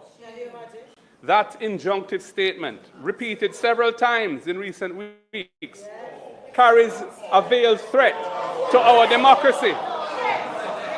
The emergence of this threat was already presaged by previous unconstitutional conduct, like procuring pre-signed letters of resignation when appointing senators, like putting the newly appointed Chief Justice on probation, and the attempted legislative gerrymandering of the electoral boundaries of Portmore. The narrative that this government must stay in power only smacks of desperation. And it is an imminent danger to everything that Jamaicans have fought for over the centuries. Such statements foster that feeling of unease, the most uncomfortable feeling that the will of the people may be undermined. No politician or government should set that tone in our democracy.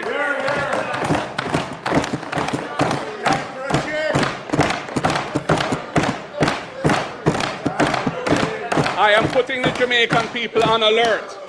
I am putting the Jamaican people on alert to protect the most cherished right fought for by our people, which is the right to choose their government, to vote out the one which has proved that it is no longer deserving of respect. That is a right they have. Mr.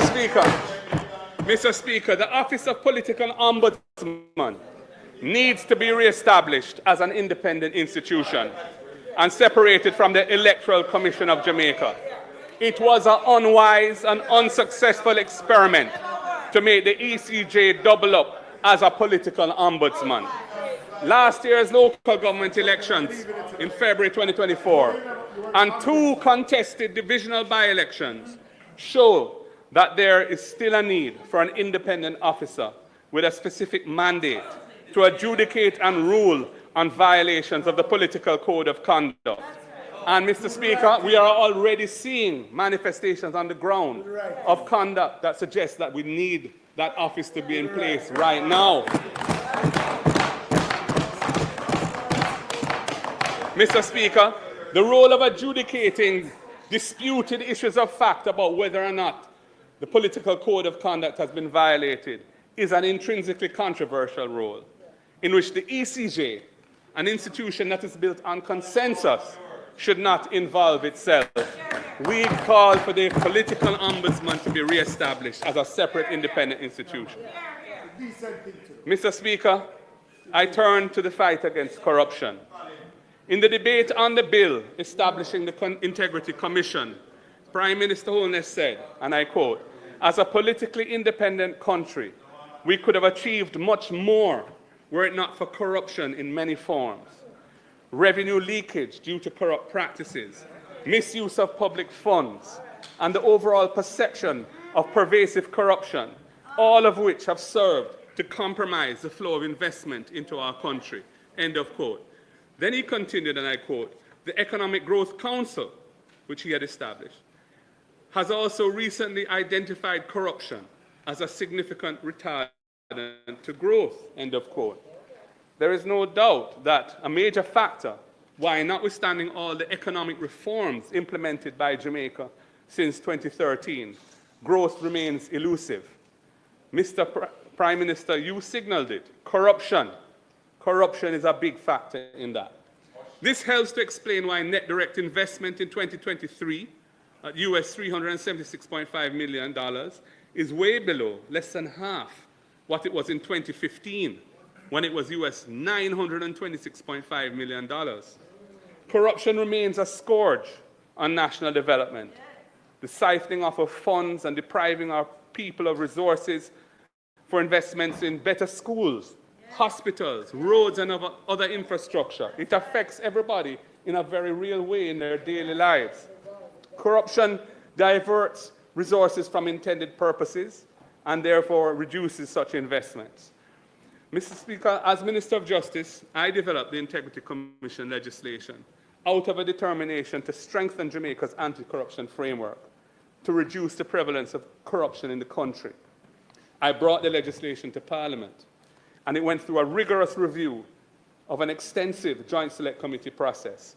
After the change of government in 2016, the legislation was ultimately passed by this government in 2017 and was brought into effect in 2018. All the commissioners and senior officials of the Commission have been appointed during the tenure of this government. The Integrity Commission is a vital institution. It needs to be protected from attempts, current and other attempts, to weaken or dismantle it.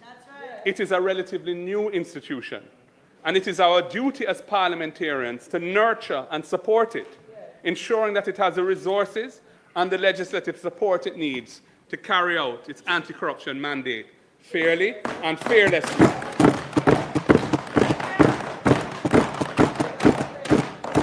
Mr. Speaker, the next PNP government will ensure that it has the resources it needs to do its work effectively.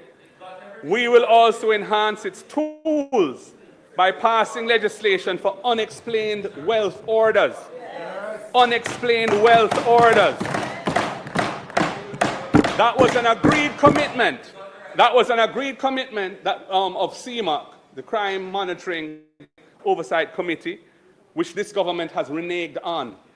We will amend also the Act to require public, and I'm talking about the Integrity Commission Act, we will amend that Act to require the public disclosure of government contracts. It was never intended that the practice of the Contractor General to publish all government contracts on a website so people could see who is getting them and what they're for and how much money is involved, that the Integrity Commission Act should prevent that.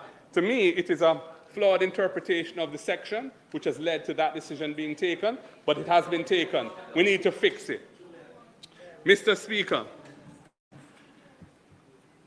on a related note, we will reintroduce the system of having the opposition appoint chairpersons of the various committees of Parliament tasked with monitoring the performance of government and holding the executive to account. Mr. Speaker, I know that when you're in government, having the opposition chair committees is not always convenient politically. You know, it sometimes gives rise to uncomfortable things being said or found.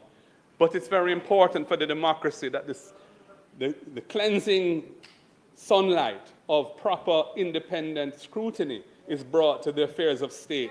And to have the government chair these committees undermines that. We know that that innovation of having opposition members chair the committees started with the JLP under Bruce Golding. When PNP came to office in 2011, we kept it, and they chaired the committees at that time. And in fact, it was kept up until the 2020 election, and it wasn't in their manifesto to change it, but soon thereafter they changed it. And it's only two of the committees, the PAC and the PAAC, that the opposition now chair, but all of the others do not. And we have not seen any evidence of any improved performance in those committees since the change was made.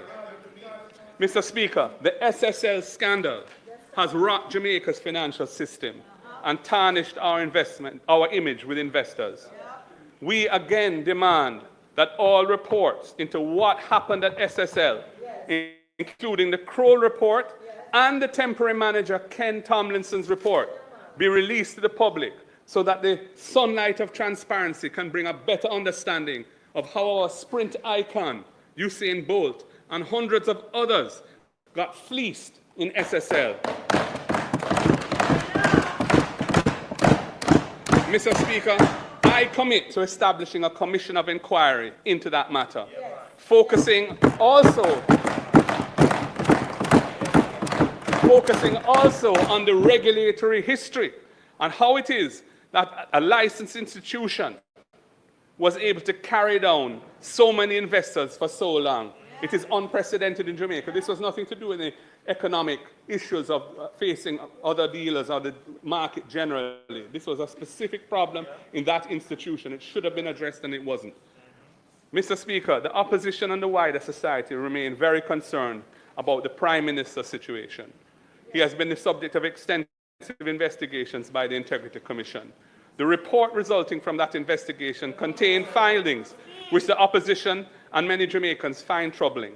The report called for further investigation by the FID, the Financial Investigation Division, and Tax Administration Jamaica.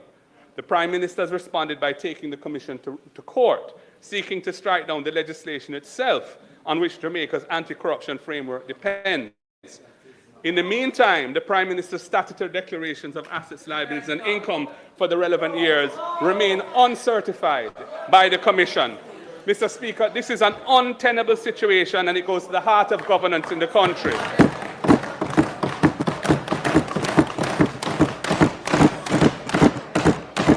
Given that the Prime Minister has clearly decided to try to ride this out and lead his party into the upcoming general elections, Jamaicans will use that opportunity of those elections to decide whether to allow this highly undesirable state of affairs to continue. Mr. Speaker, we are in a year of national decision-making. It is an election year. To my fellow Jamaicans, I say this. Later this year, you will have an opportunity to choose your government in free and fair elections. We will be championing positive change.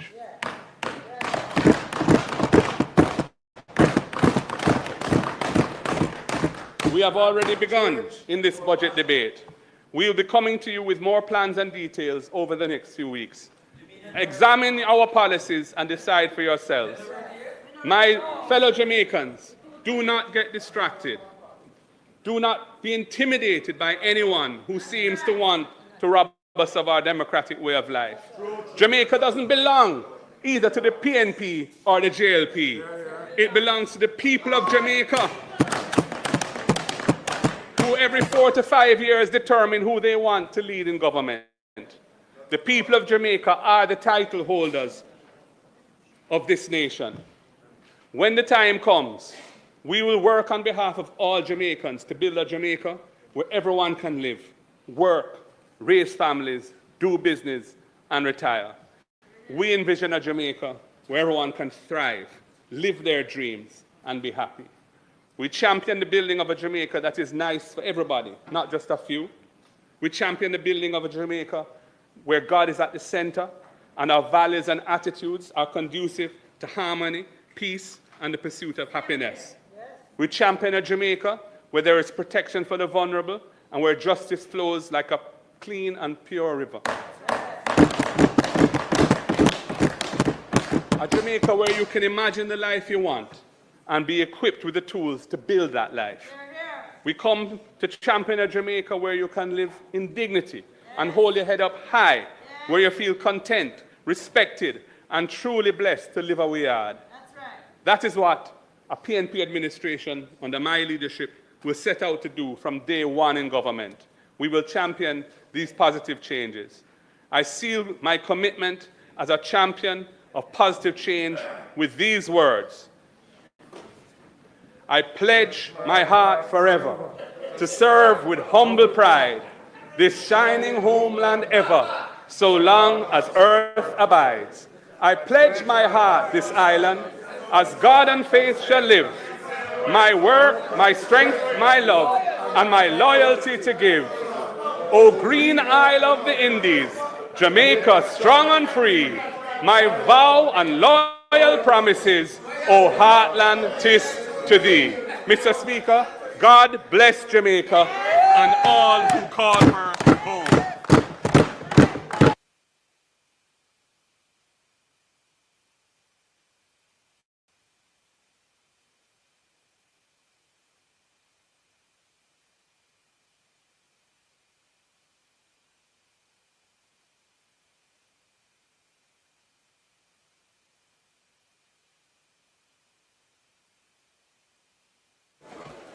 House Leader. Mr. Speaker,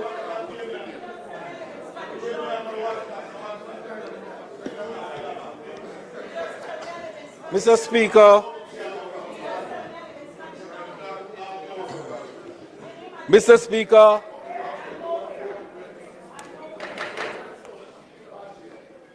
Mr. Speaker,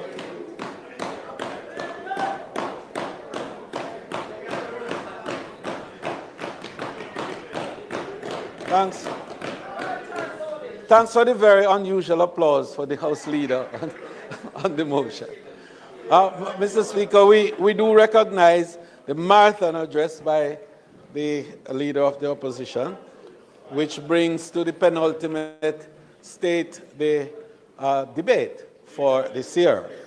But we just wanted to remind members of the standing order, which requires you to essentially be in your seat, other than when you are recognized by the Speaker for making a presentation of whatever sort.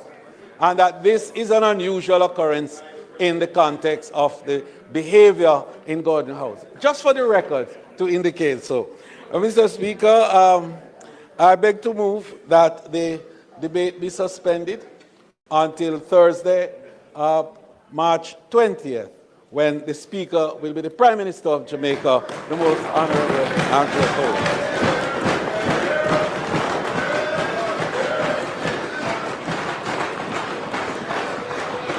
The request. Mr. House, Speaker, House Leader. Yeah, go ahead. The request is on the floor that the debate be suspended. Those in favor? Those against? The ayes have it. You may continue.